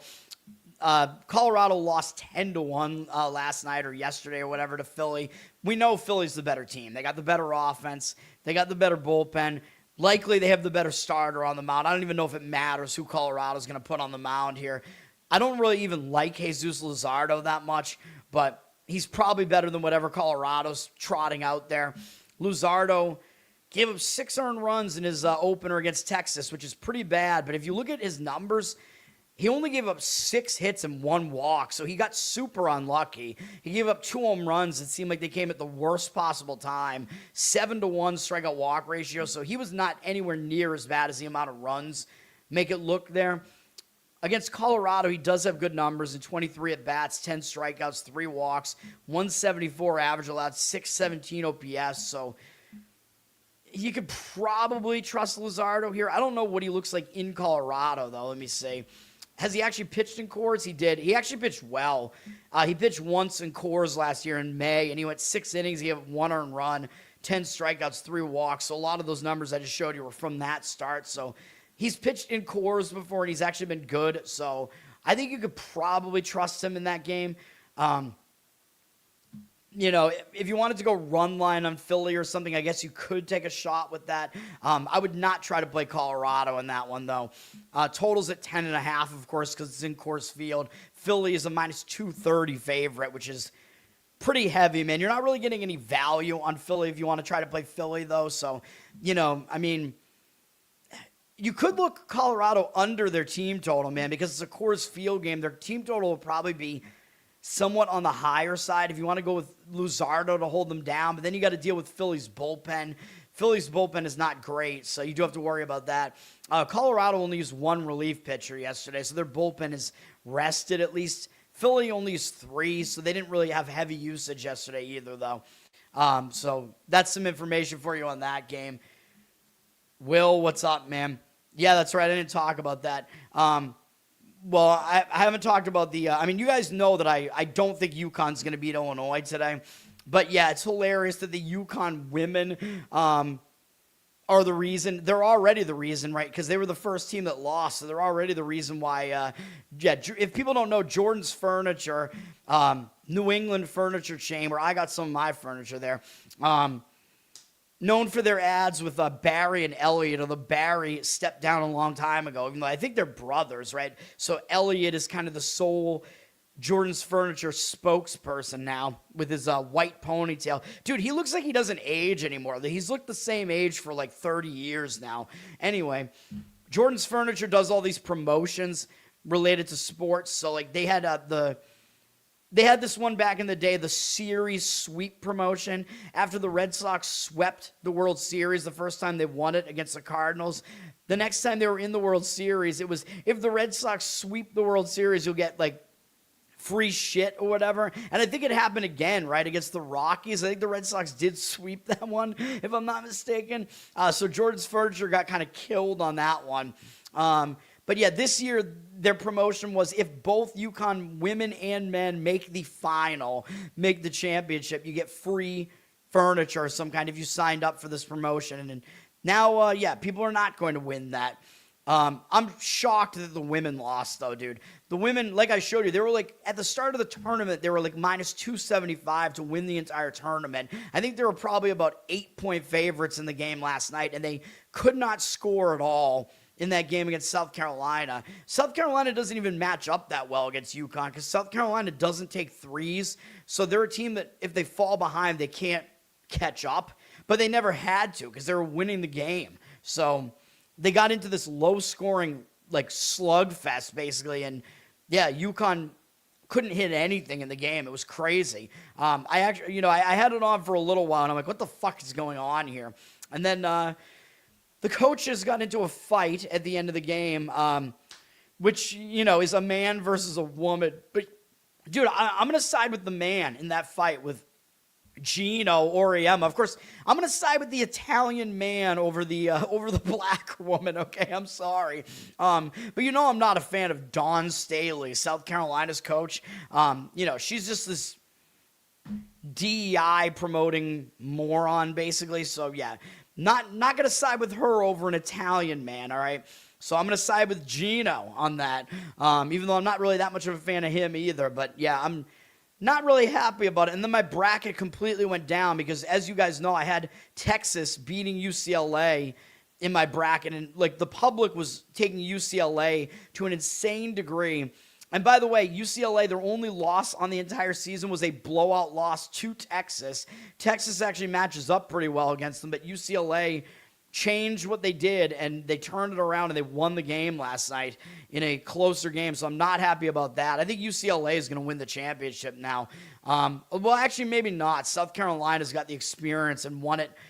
Probably, South Carolina might have won it last year, right? I think they might be going for 2 or 3 in a row here. Yeah, that was ridiculous. I don't know how that all happened, though. But, yes, obviously I expected UConn to win the whole thing. And now I'm done in my bracket pools. My bracket was looking pretty good in the women's. I got all 4 Final Four right. The 4 1 seeds, and then I lost both championship teams. What the fuck, dude? Yeah, I thought my bracket was set up nicely to beat what the public was trying to do. Even though a lot of people picked UConn, not even enough people picked them with as heavy as a favorite as they were. Anyway, Mets and Giants here. Mets won 10-3 last night. Obviously, I'm not happy about that at all. As far as the bullpens are concerned, I think the Giants probably do have the better of the 2 bullpens. Both bullpens are not that bad, though. And I thought last night set up really nicely for an under. The money agreed with me, and it didn't happen. The Mets bullpen, they used 4 relievers out of their bullpen yesterday to try to hold off San Francisco. San Francisco also used 4. So the bullpens are not in good shape here. Needless to say, I'm not going to recommend an under in this one, but probably it'll happen now in another night game at a pitcher-friendly park here in a cool-ish environment. Mets have the better offense here. I think we can't really call that into question. Clay Holmes is pitching for the Mets. I'm not really a fan of him. Wasn't that good in his opener, even though he allowed 2 earned runs, but it was against St. Louis. They suck. 5 2/3. Okay, I guess, but he had 3 walks, which is kind of concerning. 5 strikeouts. I don't think Holmes is a great pitcher, man. His numbers against the Giants are not good. In 49 at-bats, 7.7 strikeout walk ratio is pretty bad. 367 batting average allowed, 1,018 OPS. Not good stats for Holmes against San Francisco. I'm going to tilt the scales in the starting pitching matchup towards Landon Raup for the Giants here. He's a pretty talented young pitcher, man. He's got nasty, nasty movement on this curveball that he throws. He had a good outing against San Diego in his first outing. A pitcher-friendly park, but so is San Francisco's. And we know San Diego's offense has been putrid to start the season, but he shut them out for 6 innings, had 7 strikeouts, 2 walks, 2 hits allowed. That's pretty impressive, dude. And I think I got that game right. I think I did lean to San Francisco in that game. The Mets have basically not even seen Raup before. They're 1 for 2 off him. Taylor has a double off him. Tyrone Taylor. 2 RBI double, but other than that, they haven't done anything off him, really. Batty does have a walk off him, but still, Raup is so unfamiliar to the Mets. I think you got to give him the edge here. I think he has a higher ceiling than Holmes as well. So I like the Giants in this one. I'd probably still go full game on it because I think their bullpen is better than the Mets too. If you wanted to go first 5 innings, I'm not going to tell you not to do that either. Giants flip to minus 105 here. 59% of tickets, only 54% of the cash on the Mets. So, yeah, I do like the Giants in that one. That one actually probably one of my stronger opinions, too. Like, that market read just gives me more, like, confidence in it. You know what I mean? So, why the fuck am I on the Reds? We're going to lose our play on the Reds, man. I'm getting less and less confident in it as we go. But, yes, I do like, what was the other one? I like Atlanta, too. And then, yeah, Atlanta, San Francisco, and then I like the Cubs, yeah, for sure. All right, and then we have Seattle and Anaheim. This is a game, dude, like, well, I'm going to talk about it in a second. Seattle won last night 3-1. I mean, that's not shocking. Seattle is clearly the better team here. I think Seattle has the better offense. I think Seattle has the better bullpen. Seattle's bullpen is decently rested. They just have not really used their bullpen a whole lot, really over the course of the whole season so far, and they have a pretty stacked bullpen talent-wise. They used 3 relief pitchers last night. Anaheim used 4. Obviously, you got to give Seattle the bullpen edge anyway, though. I would do that unless they had like a massive like rest disparity going against them here.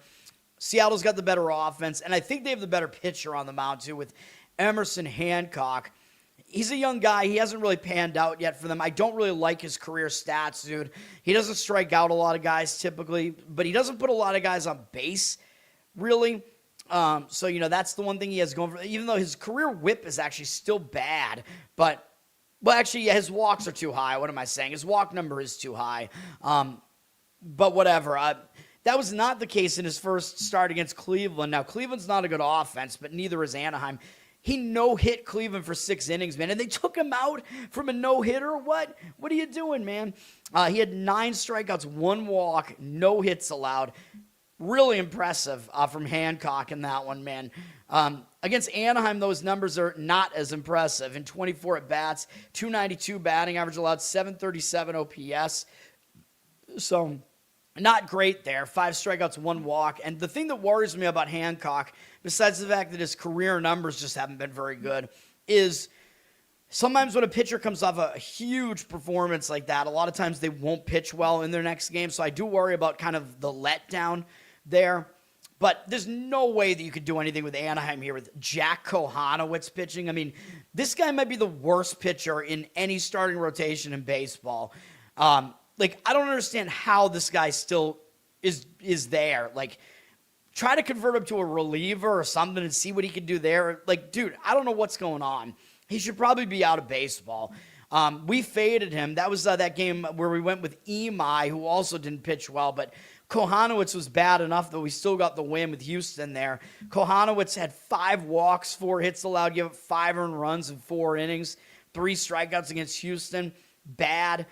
I mean, everything you look at with this guy is bad. His career ERA is almost 6 in 3 seasons, although only 1 really full season last year, but that was even worse that season. Actually, 2024, his numbers were actually decent, except that he never strikes anybody out. So, I don't know, man. He just had such a turd of a season last year, and he's doing awful this year, too. His career whip is over 1.5. I mean, yeah, I mean, Anaheim, they're going to have to, like, probably let him go soon, man. His numbers against Seattle are abysmal in 28 at-bats. 6-2 strikeout walk ratio is all right, but 536 batting average allowed, 1,424 OPS. I understand it's in a small sample size, but that is so bad. And, yeah, Cal Raleigh has 2 home runs off him, 3 for 5, 2 walks. You know, if you're looking for player props, him and then Julio Rodriguez, 5 for 7 off him. I think Kohanowitz is going to get, you know, jacked up in this game. And I don't mean like he's going to be pumped up. I mean, Seattle's going to wreck him. Now, the money is coming in towards Anaheim, which is insane to me. I guess maybe the feeling is Seattle shouldn't be this heavy of a favorite with Hancock on the mound on the road. Minus 157 is Seattle's money line here. 80% of the tickets, only 72% of the cash on Seattle. Money coming in towards the under, too, but you know, if you wanted to take the mystery of Hancock out, I think going Seattle over their team total might work out. I mean, the total is high at 9.5. And if you want to go with Anaheim's pitching to just get lit up here. I don't really hate that idea because I don't really see an argument for Anaheim doing well pitching-wise here. So those would be my thoughts there. All right, we're going to go to hockey in a second here. Yeah, we're an hour in. We're going to take a break here. Hockey, we have 15 games that we have to discuss here, and I don't even have a play. I hate the board for hockey here. I'm going to zoom out a little bit more so you can see the whole thing. There you go. There's the whole hockey board. I'm going to be back in 1 second.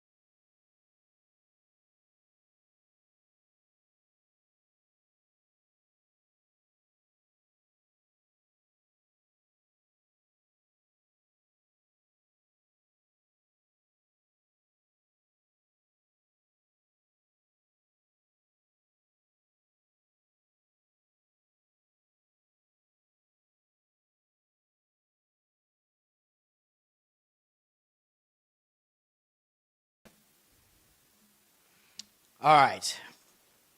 All right, we got hockey here. Afternoon hockey as well in some of the games. All right. Whoops. Hold on. I got the NHL standings up because you got to try to gauge motivation in hockey. And, you have a bunch of teams that are fighting for playoffs and stuff like that here. Detroit is one of those teams. Detroit trying to make the playoffs here. So they have maybe some extra motivation, but the problem with that is maybe they're overvalued in the market because they are going to be a favorite here at the Rangers. We know the Rangers are not good at home, although they've been better at home recently. Last game they did lose at home, though, a tough game to Montreal. So they are coming off of that game. So, Detroit should win. Like, they should have more motivation here, but maybe the Rangers want to play spoiler. I mean, it's still a big game for the Rangers playing Detroit here. Little original six matchup here, I think, as well. Detroit coming off beating Philadelphia. That was a big win, though, against Philadelphia because they're in the playoff hunt as well right now. You could make the argument Detroit might overlook the Rangers because they got Minnesota up next. The Rangers have had a bad season. Columbus is after that, and Columbus is also fighting for a playoff spot. So you could definitely make the argument Detroit is just favored by too much here, although the money is coming in towards Detroit. 58% of the cash on them. They're up to minus 142 for minus 130. 53% of tickets on the Rangers. Market read is saying Detroit, but again, I think the pressure is on them, and it's probably too much of a price to lay. I don't know. I kind of lean towards the Rangers in that game because they could just kind of play loose and try to play spoiler there. The teams that have motivation like Detroit does here, I'm going to look towards them if they're like an underdog or like a straight-up like pick the winner situation, Minnesota at Ottawa. Ottawa's fighting to try to make the playoffs. Minnesota basically is not in danger of losing like a playoff spot here. Minnesota just killed Vancouver, which is, you're not going to be really impressed by that, but how much focus are they going to put into a game against Ottawa? I don't know. I mean, they have a TV game against Detroit tomorrow, which they might consider to be a bigger game. Ottawa definitely needs the game because Ottawa's fighting for a playoff spot here. Ottawa's coming off a huge win over Buffalo, though, so that was a big win, and they have a huge couple of games on deck against Carolina and Tampa Bay, so they have a pretty difficult stretch of games here, man. Ottawa, they can't really afford to lose at this point, though. Looking at the standings here real quick, you can see what's going on here. Ottawa is in the last wild card spot right now, but they're tied with Detroit, Columbus, and Philadelphia, and Washington is not far behind them. So this is crazy. The Bruins are sitting okay right now, but the rest of these teams are like, it is a total cluster in the East, basically for one playoff spot. So Ottawa, they're going to be motivated at the very least. The money is coming in on Ottawa. 58% of tickets, 78% of the cash on Ottawa. They're at minus 118. I'll probably agree with it in this one. I mean, Ottawa just can't afford to lose these games. You're basically just asking them to win in that case. And the public is going to be less tempted to be on Ottawa here because Minnesota just has the better record and whatever. So the public might kind of shy away.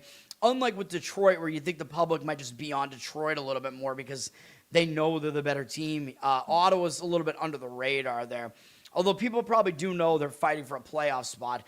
Colorado, Dallas, these teams are both going to make the playoffs, and they're both pretty much settled into their playoff spots at this point. But this is a big TV game, a possible conference final preview or something. Well, actually, I don't think that can happen, right? Because these teams are in the same division. So they're going to be in the same side of the bracket when it comes to the playoffs. So that sucks. The top two teams both can't even make the conference final. Kind of like what's going on with the Final Four here. Colorado, they are, I believe, the best team in hockey. They did just lose to Dallas at home 2-1 in a shootout on the 18th. So they might have a little bit of motivation here just to get Dallas back a little bit, maybe make some adjustments to that. Colorado's also been off since Wednesday, and they lost horribly to Vancouver. Gave up 8 goals. They lost 8-6. Colorado actually tied the game after they were losing, I think, probably 6-2 in that game. They came all the way back and tied it and then lost. It was a bad effort from Colorado there. I think Colorado, just kind of coasting for the rest of the season here until they get to the playoffs. But this is one game that I think they will get up for because it's a little bit of a quick revenge spot. They're coming off an embarrassing loss. I like Colorado here. Dallas did just beat us the other day, unfortunately, in what I thought was a bad spot, in a return home spot, with a look ahead to Colorado against a Winnipeg team fighting to stay alive. I don't know what happened in that game. Winnipeg couldn't even score. Dallas coming off of that. Dallas won't overlook Colorado, but I think Colorado is the side to look at here. The money seems to agree. It didn't agree with me earlier this morning, but now it does. So there you go. The market is coming to me, baby. My mind is being read by the bookmakers. Dallas, 52% of tickets on them, 52% of the cash on Colorado. Colorado's at minus 115. Yeah, I agree with Colorado in that one. My Boston Bruins at Tampa Bay, the last time they played in Tampa was that outdoor game, not the Winter Classic, but it was some other game. I don't know what the hell it was. And the Bruins had an insurmountable lead in that game, and they lost the game somehow. So I think, this game here on February 1st, I think the Bruins are going to remember that thing and play better here. The Bruins just lost to Florida. It ended a 4-game win streak for the Bruins. The Bruins, they're unlikely to lose their wild card spot here, but they got to make sure they win some of these games, man. And they're not going to overlook Tampa, especially after the last time they had to play Tampa. The Bruins have a very difficult schedule here to close the season. This is pretty bad, actually. They got to get some wins here, man. And a bunch of these games are on the road, too. The Bruins do have to show up and get some of these wins. I did not like them in that game against Florida.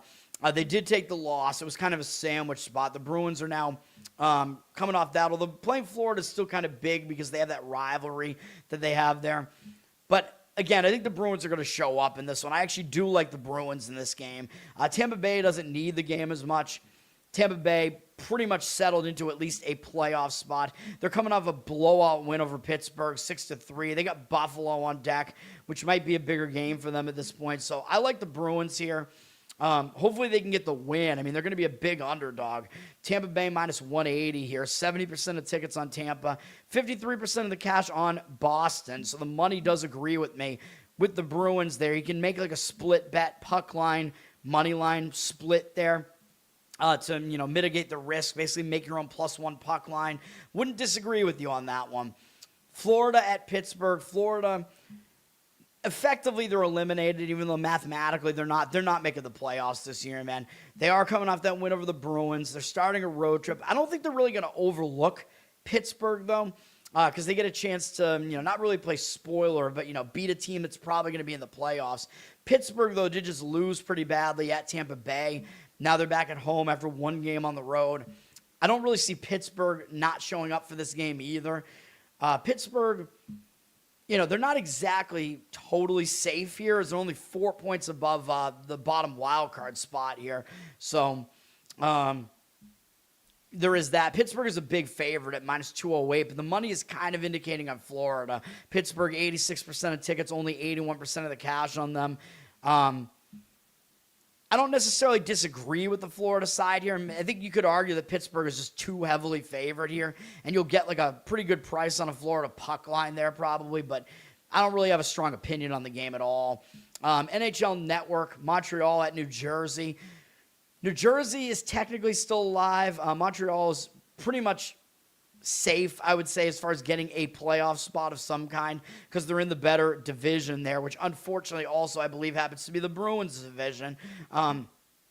New Jersey is 8 points, out of a wild card spot right now, so they're on the verge of pretty much being done. I don't know. They probably don't expect to make the playoffs. Montreal, the Bruins could have leapfrogged them, but unfortunately the Canadians have won 7 games in a row. Now they're going to New Jersey from New York, so not really a huge travel spot, but it is to finish a road trip where they've won every game on the road trip. So there is the possibility they're getting a little bit tired here at this point. They played, what is this? This is going to be their 5th game in 8 days or something like that. So that's not exactly great. Or is it 9 days? I don't know. I'm not doing the math crossing into the new month. New Jersey just beat Washington 7-3. That was a satisfying win, I would say, a blowout win, but they are staying at home, trying to stave off elimination here. They're not going to overlook Montreal. Overall, I probably do lean to New Jersey here. The money is coming in on Montreal, though, but they are public as well. 82% of tickets, 97% of the cash on them. They're up to -123. I don't really think Montreal needs the game, really. So, New Jersey has the chance to maybe get another win against a team that is probably going to be in the playoffs. So I'm going to lean to New Jersey slightly in that one as the home dog. Again, I don't have strong opinions on any of these. Buffalo at Washington. Buffalo pretty safe in a playoff spot. We know Washington is fighting here to try to make the playoffs as they are 3 points out right now, so they're not eliminated by any means. Buffalo just lost to Ottawa, so maybe they will try to bounce back from that, but they got Tampa Bay on deck, which they might consider to be a bigger game. Buffalo is technically still playing to try to get home ice throughout the playoffs, but I don't think that's a heavy enough motivator. Washington coming off that horrible loss to New Jersey, losing 7-3. So I think they're in bounce back mode here, man. This is Washington only has one more home game left after this too. I like Washington here. Even though Buffalo is coming off an embarrassing loss, Washington's going to be the more motivated team, and you're getting them as an underdog. The money looks like it's kind of coming in on Buffalo, but again, a very public side. 87% of the tickets, 95% of the cash on them. I'd lean towards Washington as a dog. You pretty much know you're going to get effort out of them, and they're a home dog, so, that's one of those situations where I would have a stronger opinion a little bit. That's still, it's not that strong for me still, though, but I'm just saying in general, a spot like that I would consider to be a little bit stronger with one of those teams that is trying to make the playoffs. You want to get those teams as very small favorites or underdogs. Islanders at Carolina. The Islanders are on a back-to-back. They played yesterday, so I think they might be the only team playing on a back-to-back today. Maybe there's one more. They've lost 3 in a row. Islanders kind of collapsing here, but they're still in the 3rd spot in the playoffs in the Metro because their division is just not as good. They could fall out, though. They're only 1 point above the bottom wild card spot here, and they're behind the Bruins in points. So, the Islanders are not safe.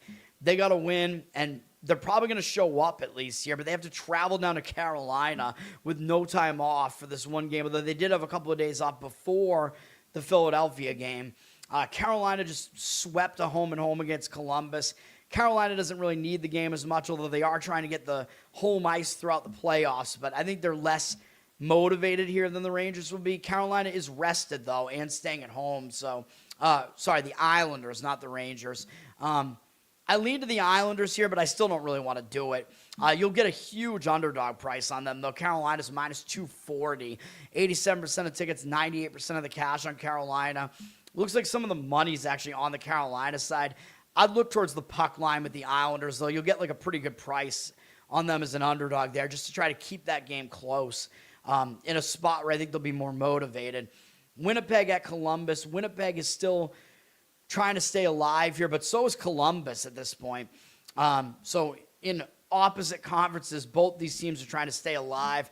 Winnipeg just got shut out by Dallas. I see Winnipeg probably showing up here, but Columbus will as well, because Columbus fell into the wild. Dude, they fell out. Columbus was in the third spot in the Metro, and they've fallen completely out of the playoffs right now, though. Obviously, they're tied, with Ottawa, who holds the tiebreakers right now for the last wild card. Columbus has been on a bad stretch, losing 5 games in a row. They got blown out by Carolina twice. Carolina, very difficult team to beat.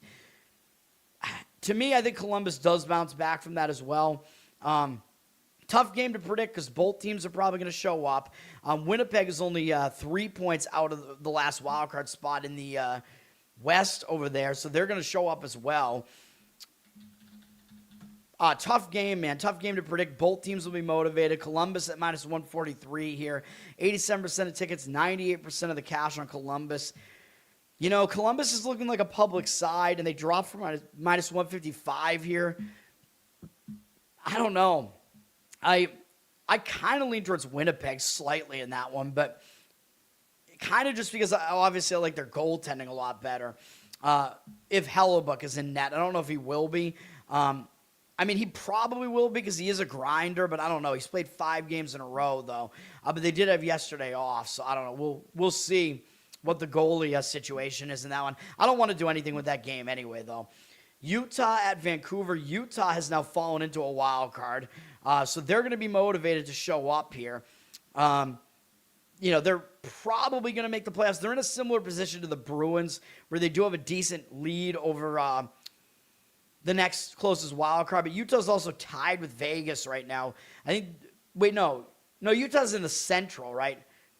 Actually, no, I don't know. Is Utah in the Pacific? I don't even know. Where the hell is Utah? What division are they in? Yeah, they are in the Central. Yeah, so Utah is going to have to be a wild card, I think. So maybe they didn't fall into it. Maybe they already were a wild card. Utah has won 6-2 twice in a row against the Kings and Seattle. Now they're playing Vancouver, who they might overlook because Vancouver's just bad. But the thing is, Utah, they're still trying to hang on to a wild card spot. But then again, they do have a 5-point lead over the next wild card right now. So maybe they do look ahead to Edmonton here, man, and Nashville up after that, and Carolina. Those are all bigger games. Nashville in the wild card hunt there as well. So it is possible they overlook Vancouver here.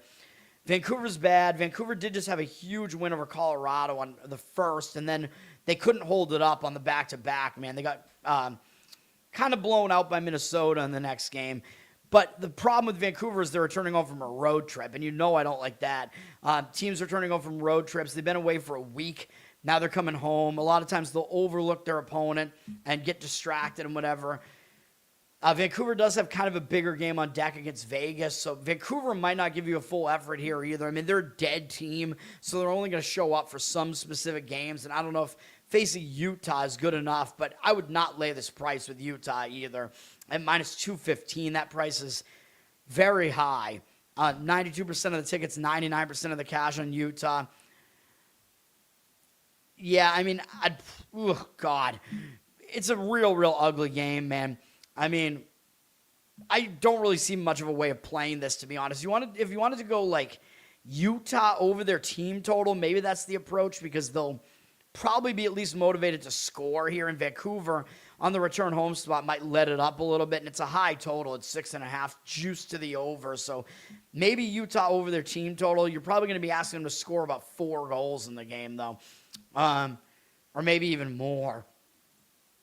Toronto at the Kings. Toronto are a dead team. Lost their best player for the rest of the season. They just lost to San Jose, but they are staying in California at least.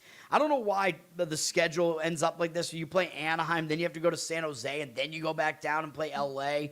I don't know.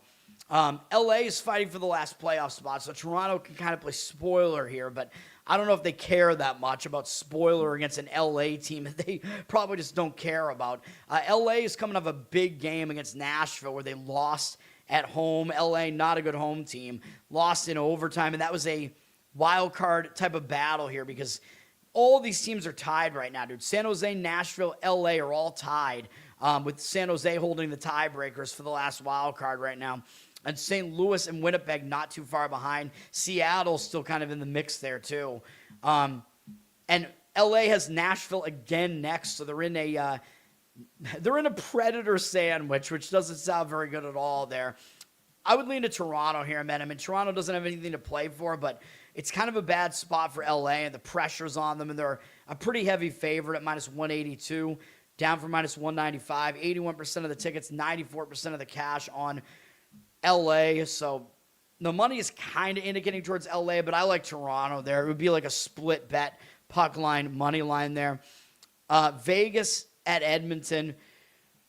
Vegas, might have a little bit more motivation than Edmonton does based on the standings. Vegas is at the bottom of the three spots in the Pacific right now, and they're actually tied with Utah as well for a top wildcard spot. Although Vegas falls a little bit here, they'll wind up overtaking San Jose for the last wildcard there. So it's kind of a crazy situation in the West here right now. Vegas is 3 points back of Edmonton, so Vegas does kind of need the game more, if you want to call it that, and they will be an underdog here on the road at Edmonton. Vegas is starting a road trip, so usually that is a focus spot when you start a road trip. They're not going to overlook Edmonton, obviously. Edmonton is just coasting right now. They've won 5 games in a row. Maybe don't need the game as much, although it will be a big game. You're playing another playoff team here. They did just win at Vegas back on March 26th, though. Edmonton did, so there's kind of a quick road reversal revenge angle here, if you want to call it that, for Vegas, which is more that team is just going to have the adjustments more so that they make. So, yeah, I do like Vegas in this game. Money seems to agree with me. Edmonton at minus 113 here. 77% of tickets, only 50% of the cash on Edmonton. I like Vegas in that one. That's the way I would lean there. But, again, I just don't have a strong enough opinion, man. But the money seems to be saying fade the public in that one. Take Vegas as an underdog there. Calgary at Anaheim. Calgary, they're one of the teams that's actually like out of it, but maybe they get a chance to play spoiler here. They're coming off a couple of blowout losses to Colorado and Vegas. Maybe they're going to try to salvage a game on the road trip here. They get a chance to, throw a punch against a team that's going to be in the playoffs with Anaheim, or likely to be in the playoffs. Anaheim on a 4-game losing streak, though, and just lost horribly at home. Oh, they're actually on a back-to-back, too. I didn't realize that. They got just blitzed yesterday by the Blues. Blitzed by the Blues at home yesterday. Anaheim is actually a good home team, too. So kind of a surprising loss there for Anaheim. But they might be in a spot where they will bounce back. Problem is they're on a back-to-back and playing a third game in 4 days. But Anaheim is a good home team. They're sitting at minus 153. We don't see any of the percentages yet here. Maybe Anaheim's favored by a little bit too much, and everybody kind of knows they need to keep fighting here because there is a chance that they still miss the playoffs, although it is unlikely. But, fighting for positioning and whatever. I'll probably lean towards Calgary. They just get a shot at a likely playoff team there. Nashville and San Jose is a big game. Nashville keeps having to play these games against teams that are tied with them, fighting for this last wild card spot. So both these teams are going to be motivated here. They both have pretty much the same thing to play for. Nashville already was in a game like that, played LA into a shootout on Thursday. So they're coming off a game with a very similar atmosphere, which means they're going to be used to it. So maybe that will help their mental state. Yeah, we know we can do this.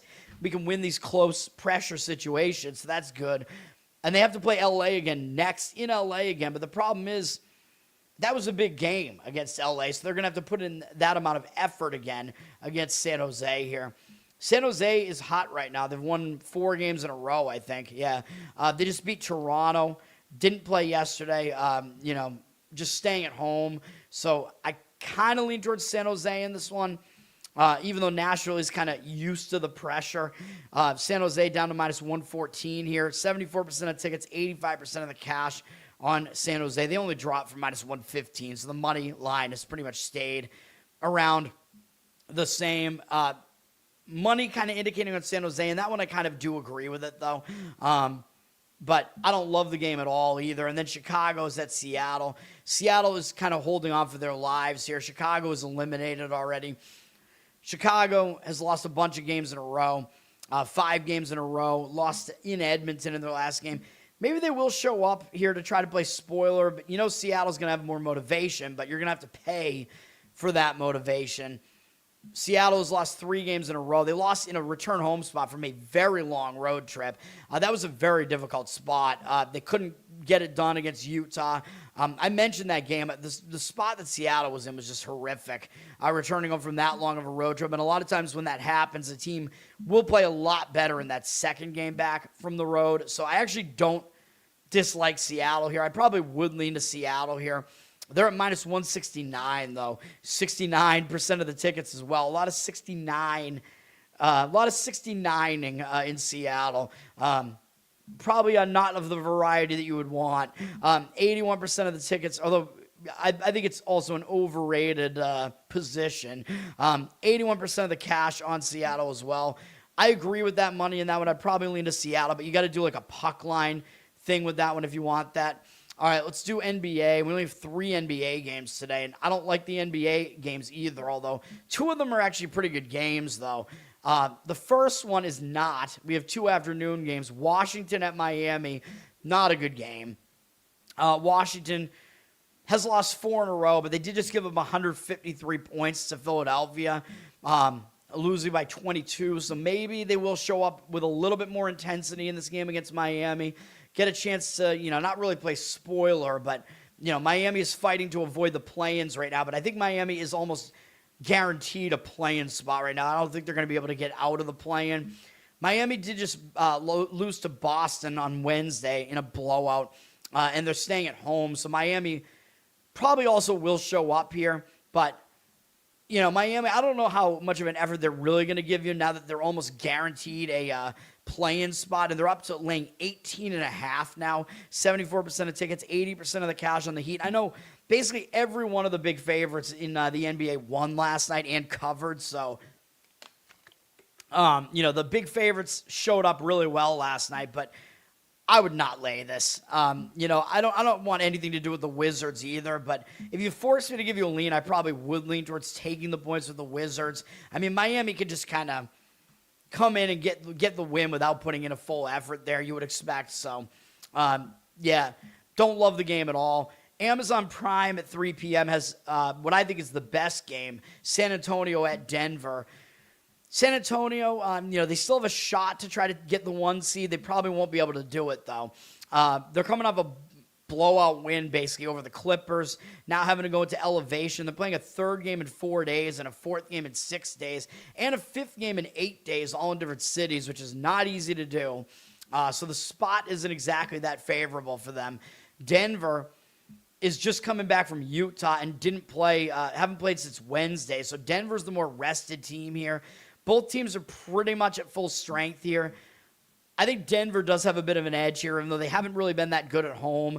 I'm going to lean to Denver here. The Spurs are down to minus 1.5 here. 50% from 2.5. So some money looks like it is coming in towards Denver. 57% of tickets and cash on the Spurs. I'm going to agree with Denver in that one. That's the way I would lean. And then we do have Detroit at Philadelphia. Detroit, of course, I just saw Luka there. We're going to have to talk about his injury, which I'll do when the next Laker game is. Detroit coming up beating Minnesota on Thursday. Nice win for Detroit there.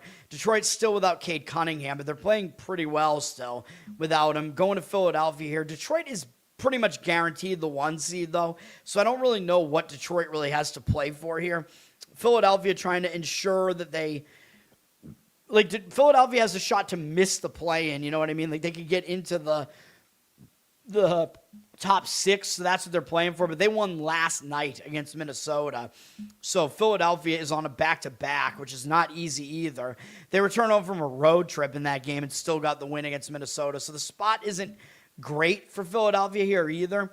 But I really am not sure what Detroit's motivation is going to be here, man. I'm pretty sure they're pretty much guaranteed the 1 seed at this point. The Celtics are not going to catch them. 61% of tickets, 72% of the cash on the Pistons, though. So the money indicating on the Pistons at minus 3.5. But I would lean towards taking the points with the Sixers. I think you're getting a little bit of extra value because the Pistons have a good record and the 76ers had to play last night. I don't know if Embiid played or not, but I think the Sixers are pretty much at full strength in the game here. Let me see. Did Embiid play last night? He did. He played 34 minutes last night, too. So, his knee might be, a little bit in bad shape here. But, yeah, I mean, I see Philadelphia having more motivation here, and they're a home underdog. So I actually lean that way, even though they have no rest. All right, college basketball, let's do it. I'm going to have a play in the Crown, which is, it's actually going to be the first game up in the afternoon. I'm going to have a play in Oklahoma and Baylor. I'm going to give you guys Oklahoma +1 here. You might be able to find +1.5. I'm not sure. I saw mostly 1. If you don't see a +1 out there, because I saw a lot of like pick'ems, then I would look at pick'em market and look at the money line market and find the best line that you can between those two. Like you could go Oklahoma on a very small money line. That's a fine idea as well. But I found a point out there at one of the books, so that's what I'm doing here. I like Oklahoma here, man. Oklahoma's coming off a very bad performance where they had to go into overtime to beat a Colorado team that had 3 of their starters opt out of this game. So Oklahoma really couldn't have looked worse in that game. They were losing by double digits in the game earlier in the game, too. So Oklahoma had a very bad performance as a double-digit underdog. They probably took Colorado really lightly because Colorado, again, like a bunch of their players just didn't play in the game. So that's going to make Oklahoma look worse than they actually are. And I like that when a team doesn't look as good as they really are and barely got by a weak opponent, you know what I mean? And barely got by as like a double-digit favorite. I want to look to play on that team in the next game. And they've proven that they can win a close game, which I like too. When you get into this tournament, they got a game under their belt, but not only did they do that, but they won a close game so they can handle the pressure if it comes to that, you know what I mean? So I like all that for Oklahoma. So that's all good. And they're going up against a Baylor team that had no pressure. Baylor just easily beat Minnesota, looked very impressive in beating Minnesota, although not that, people think Minnesota's good or anything, but people don't think that Baylor was that good. And I was pretty much right about every thought that I had about that game, even though I never gave out a play on it. I was right about Baylor getting the cover there, and I was right about the game being extremely low scoring, which I wouldn't look for these games to be as low scoring now, although they are switching arenas, though. For the Final Four here. They're staying in Las Vegas for the Crown, but they played in MGM arena in the first game, and now they're going to T-Mobile, which I think is a different arena in Vegas. So, whatever. I think that might be where the Aces play. I don't know. I'm not sure, but the WNBA team, if you don't know, who I believe just won the championship again, if I'm not mistaken. What was I going to say? I forget. And I think I had that right in my bracket, too. Anyway, yeah, I forget what else I was going to say here. But, yeah, a lot of times I talk about, unders early on in games when the sight lines, might not be comfortable yet for these players, you know what I mean? Because they're not used to the arena yet. But I think that these teams just played the other day. I wouldn't really want to look towards unders in games like these, you know what I mean? Like, I think because these teams are, have just played, their offense won't be as rusty and whatever. So I'm not going to be looking that way here. For Baylor, if we also look at the matchup here on KenPom, I think it favors Oklahoma because KenPom has these two teams as very similar styles. He just has Oklahoma slightly better than Baylor. He's got Oklahoma 41st in the country, Baylor 48th. Both teams are better on offense than defense, but he has Oklahoma 9 ranking spots higher on offense and 6 ranking spots higher on defense. And they play a little bit slower than Baylor does, although Baylor started slowing their tempo towards the end of the season. And both teams were really unlucky during the season, so I think that's kind of a wash. Like, both teams are better than they looked throughout the course of the season. That's fine. I don't know if the public's really going to love Oklahoma, even though the record was better than Baylor's. Baylor kind of has more of that name recognition. And yeah, Baylor does have a better coach with Scott Drew, but I like Oklahoma here, man, like I said. And again, I think they have the advantage on both sides of the ball, at least slightly. And the fact they could slow the tempo down a little bit more than maybe what Baylor wants here. And I think the money is agreeing with me here. Baylor is flipped to a 1-point favorite, but 55% of tickets, 66% of the cash on Oklahoma. Money's sort of indicating on Oklahoma. So I like Oklahoma in that one, man. So that's going to be my one play. The other game, West Virginia and Creighton, also in T-Mobile. I kind of like West Virginia in this one, man. The public never likes West Virginia. They play slow, ugly basketball, and they actually played a higher scoring game than they would really prefer against Stanford, but they still won the game against Stanford. This game also went into overtime, so you know that means that West Virginia is actually going to be they're battle-tested now as well because they won that game in overtime. So that's kind of the reason why the game was a bit higher scoring, actually. So the game wasn't as high scoring as maybe it appeared like it was.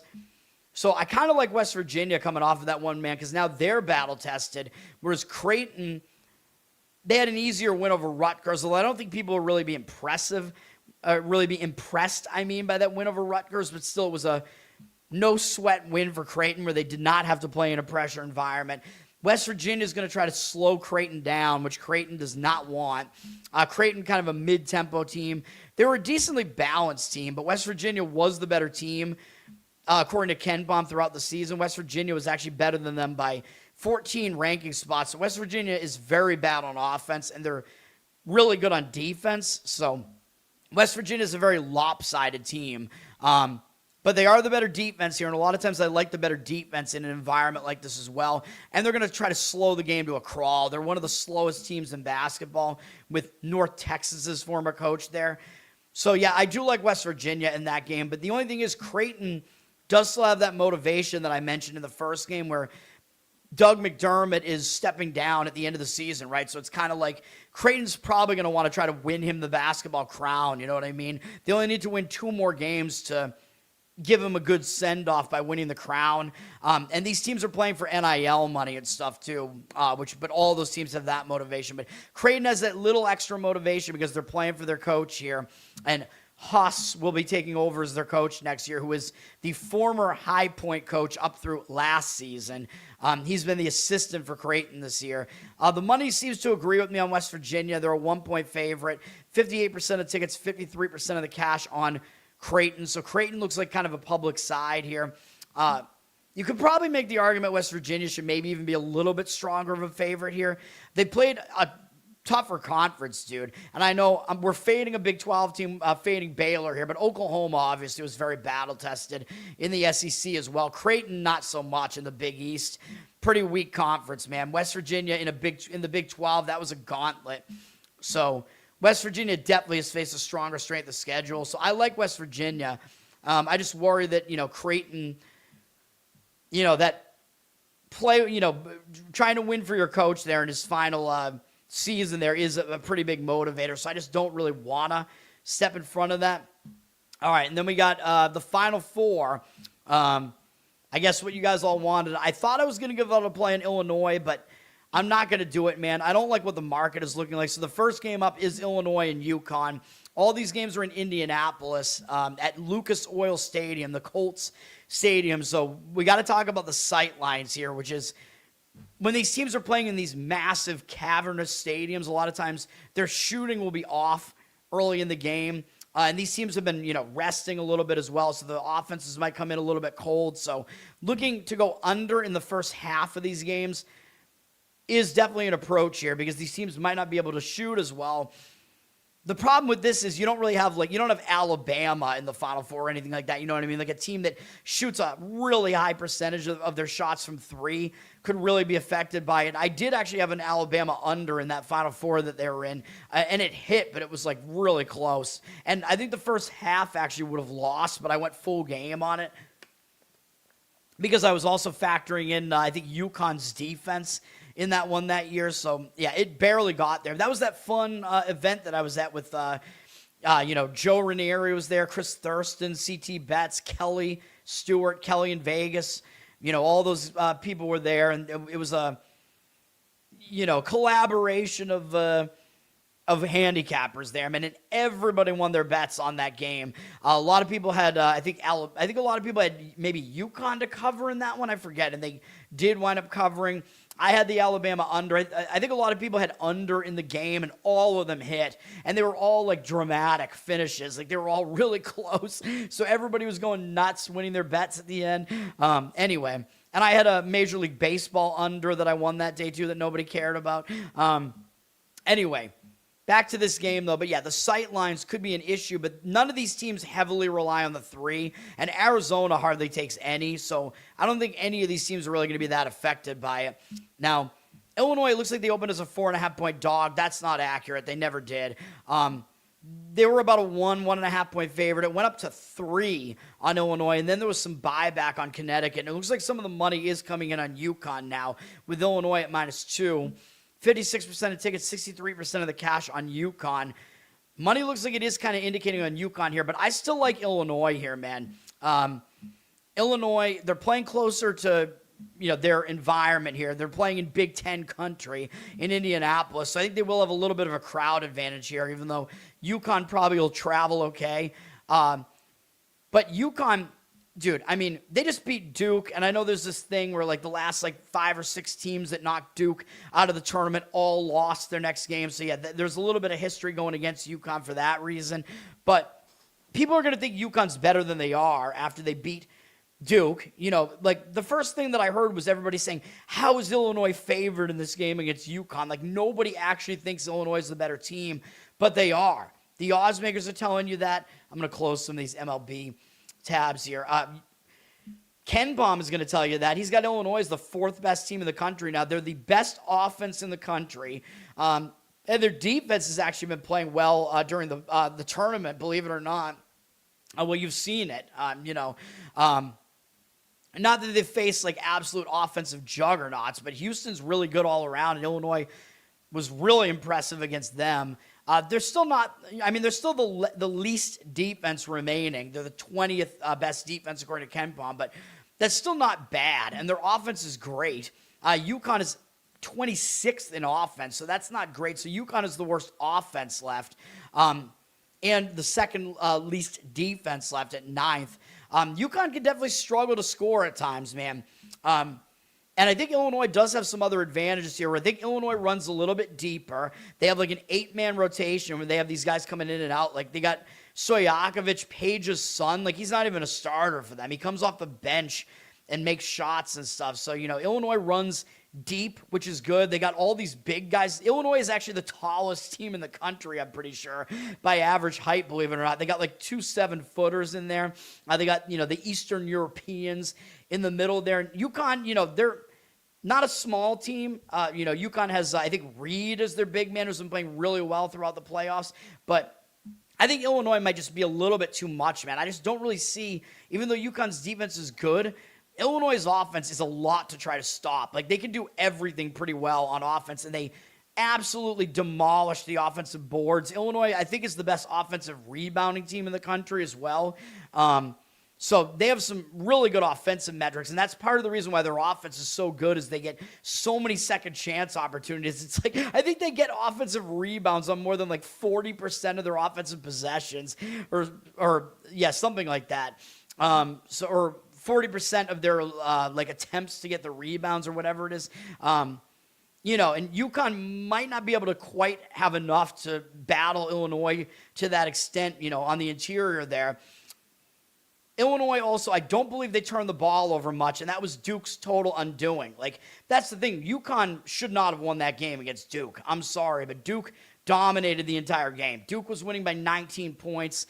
They were winning the game and covering almost wire to wire in that game. And the only reason Duke lost is because they literally handed UConn the game. They had so many turnovers, missed free throws. They threw the game away. Illinois, I don't think, is going to do that.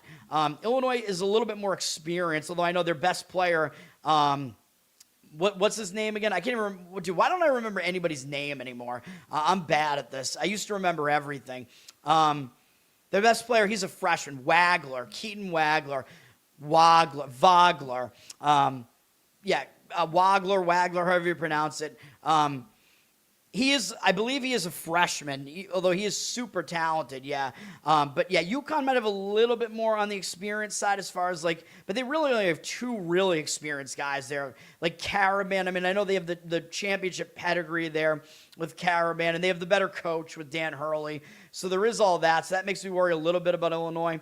But even though Illinois, their best player, Wagler, is a freshman, they do have a lot of experience on this team still as well, man. So they can they don't really rely that much on one guy, whereas UConn has really kind of heavily been relying on Reed throughout this tournament, which maybe is not good because if Illinois is able to slow him down, UConn might not have that many options left. And I know UConn hit those threes to beat Duke, but they've been a bad three-point shooting team, man. UConn is actually not a very good three-point shooting team. Illinois is actually better at that, even though Illinois doesn't take that many threes. But yeah, they're better at that too.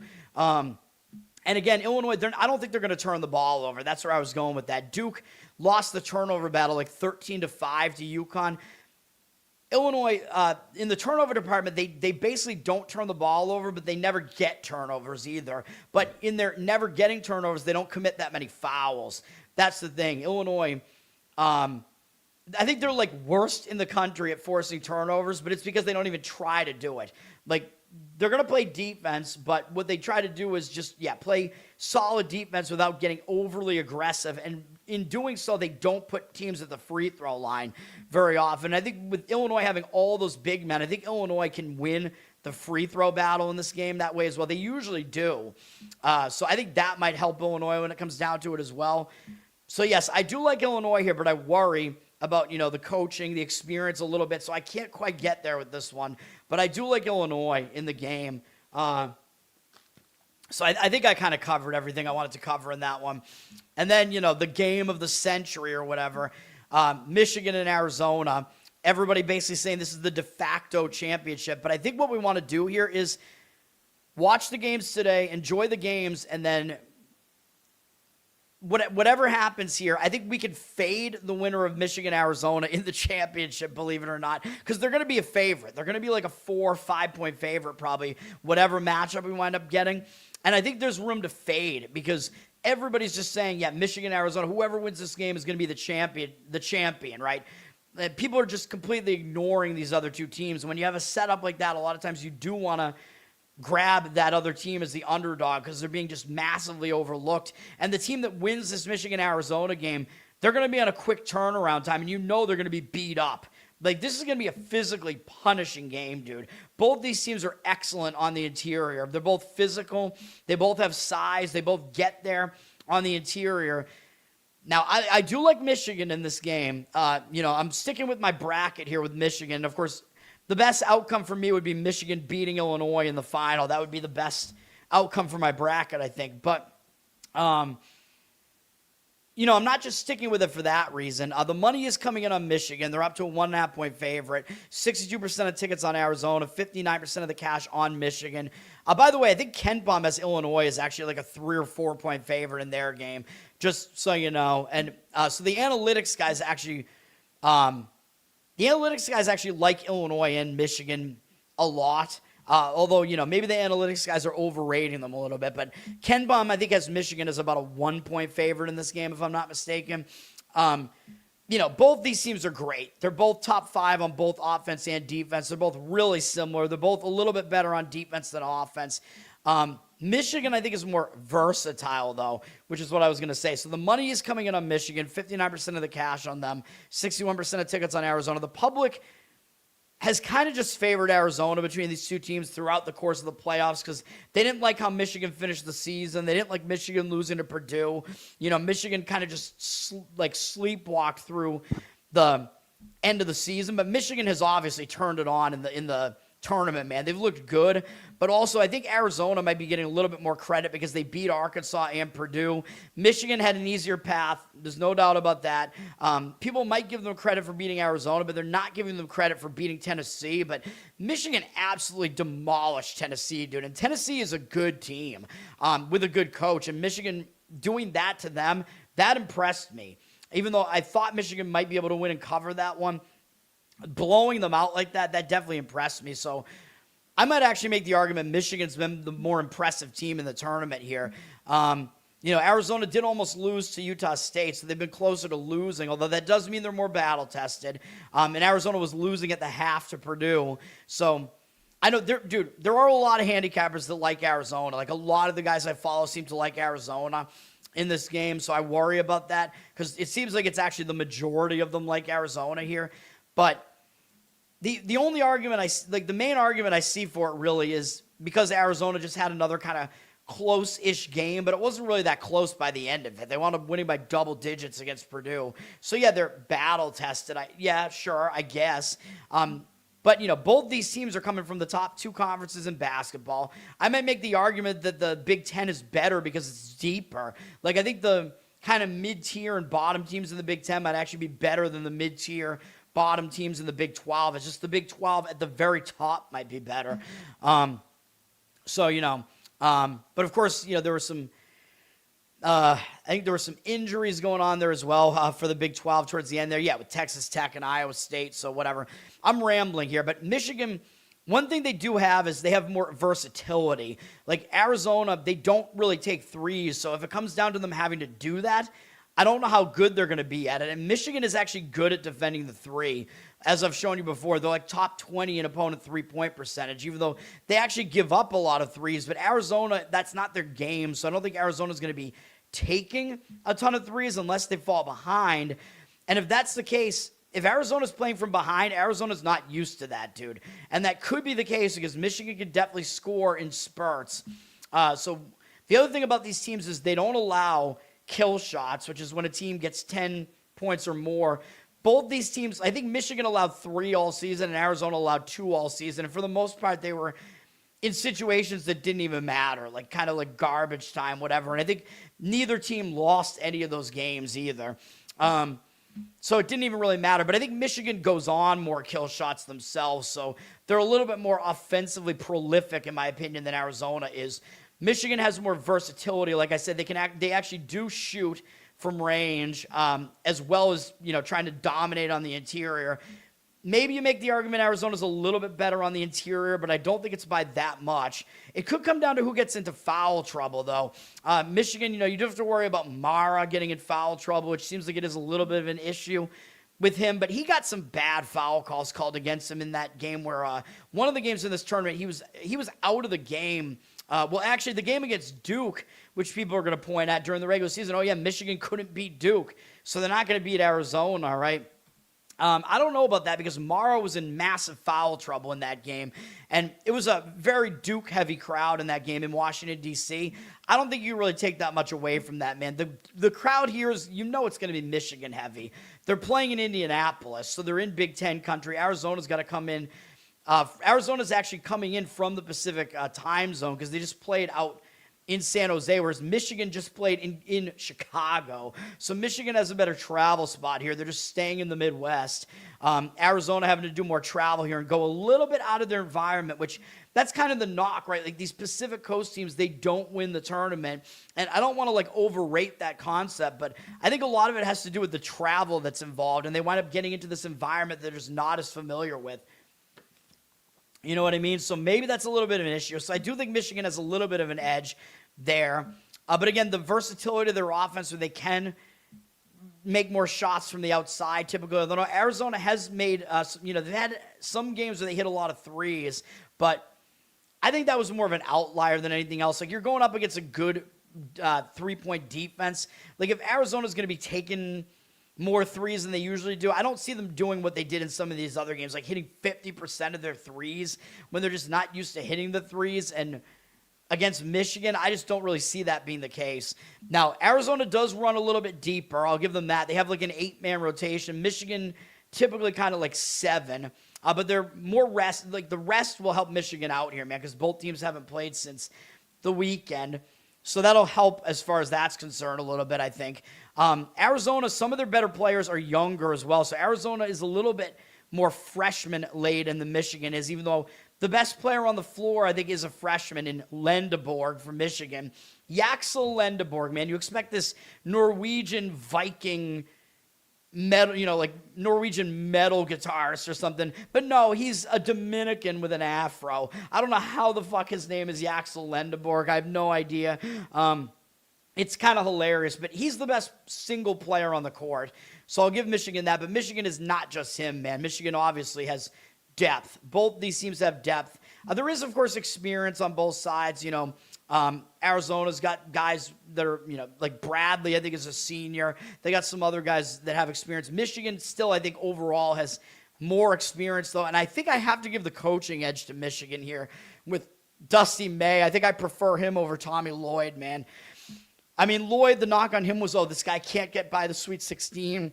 Whatever. He's gotten over that hump, and they're in the Final Four now. But Dusty May has the experience at this level. You know what I mean? I mean, he took Florida Atlantic to the Final Four. So May actually has the Final Four experience here. So I actually kind of prefer that. I like Michigan here, man. It's not going to be a play or anything. Man, I think for me, it's a very close call in this game. This game, I think, is going to be pretty epic. But I think Michigan has a higher ceiling. Like Arizona's a much more steady team where they have like a much, I would say they have a lower floor than Michigan does. Like if Michigan has an off game, they're going to lose. But if Michigan gives you like their best game, they're going to win the game. You know what I mean? Whereas Arizona, if they kind of just stay what they usually do, they're going to be in this game. You know what I mean? So that's the thing. Like, I think Michigan has the higher ceiling but the lower floor, if that makes sense. They're just they have a little bit more variance there. And part of it is because they do take more threes. But if it comes down to it and Arizona has to try to do that in a pressure situation, they might not be able to do it, man. I think Michigan was the more impressive team throughout most of the season than Arizona was, to be honest. And then it was like once Michigan lost to Duke, Michigan just kind of went in a tailspin at the end of the season. But they've turned it right back on again since the tournament started. So I like that. Yeah, and they've stayed in the Midwest for the entire tournament as well. I forget where their opening games were, but they have not gone far. So they have a little bit of an edge there as well. So that's going to do it, man. I don't really have an opinion on the totals really in this one. You know, this game is just such an epic battle, and I think people are going to think, oh, Michigan, Arizona, it's a really high total at 157.5, and it hasn't dropped that much. But yeah, like people will think, oh, the two best teams in the country, and they're putting up all these high point totals. The public's going to think over in this game, but I would probably lean under in this one. Usually I know higher totals, you kind of want to go over. This isn't an extremely high total. And remember, both these teams do play a lot of defense, and Arizona doesn't take that many threes typically. And because of the sight lines and whatever, game might stay under. Maybe first half under is a little bit better because you got to worry about the free throws possibly coming into play and causing the thing to go over later in the game. So that's what I would say about that. The one other thing I forgot to mention about Illinois and Connecticut, two things. These teams already played once this year, and Connecticut won the game by double digits, and it was actually Illinois' worst loss of the season. But to counter that, Illinois did not have the rotation that they have now. Illinois was playing different guys back then. Connecticut was as well to some extent, but I just don't think you want to overrate that game. It was back in November. These teams didn't know who they were yet, and yeah, Connecticut won by double digits, but I think you can kind of just throw that game out. Illinois might be able to make some adjustments off of that too. I believe Connecticut back then was like a 4-point favorite in that game, but again, that was before we knew what these teams were. Like, you can't leave them as a favorite like that when you know they're actually not the better team at this point. So I will throw that out there. That's another reason why I think the public seems to sort of lean Connecticut a little bit in that game. Illinois, by the way, that was their worst loss of the season, but also Illinois has not lost a game in regulation since December, believe it or not. Like, people are going to look and see, oh, Illinois has several losses this year and whatever, and their record's worse. Yeah, but Illinois, all their losses since December were in overtime, and they could have won every single one of those games. Like, Illinois has been in every single game. Like, they're really hard to beat, dude. Again, no regulation losses since December, and that loss was pretty close as well. In fact, their only non-close loss was against Connecticut, but we saw how that worked out for Texas women last night, where they were the only UCLA loss on the season. UCLA won last night. Illinois, by the way, they're from a better conference, too. They're much more battle-tested in the Big Ten. I don't like the Big East, dude. I just don't. So Illinois definitely has faced a stronger schedule, although Connecticut did face a difficult out-of-conference schedule, so I will give them that, and they performed well. They actually did better than Illinois did in the out-of-conference. I'll give them that. But more recently, Illinois has faced the more recent difficult schedule, though. You can't deny that, playing in the Big Ten. You know what I mean? So I think it's more of just that Illinois just hadn't found their identity yet early in the season. That's why they weren't playing as well. So, yeah, those are my thoughts on all that. As far as the total, it already dropped from 143.5 to 139.5 here. So there was a drop on the total there.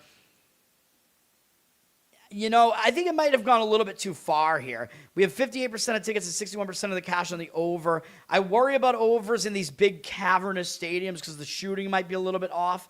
But this game, I've heard some professionals like the over here. Usually low total, I want to go under, especially in a big game like this. And Illinois and UConn are going to play slow, by the way. That's the reason why this total is low. Both these teams play slow. Michigan and Arizona both play fast. So that's why that total is higher. But even so, Illinois is a great offense.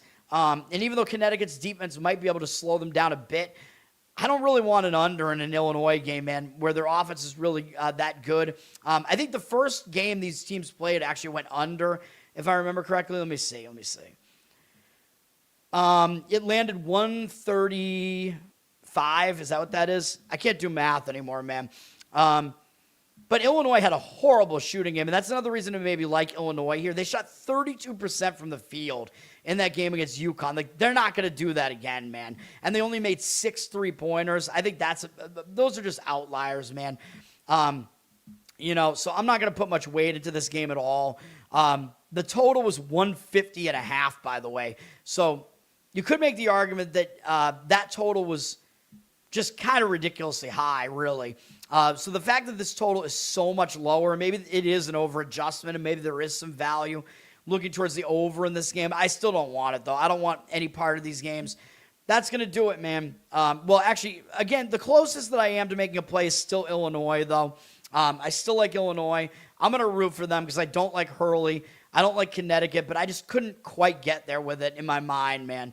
And there are definitely some professionals that don't agree with me on either one of those, and a lot of them like Arizona, man.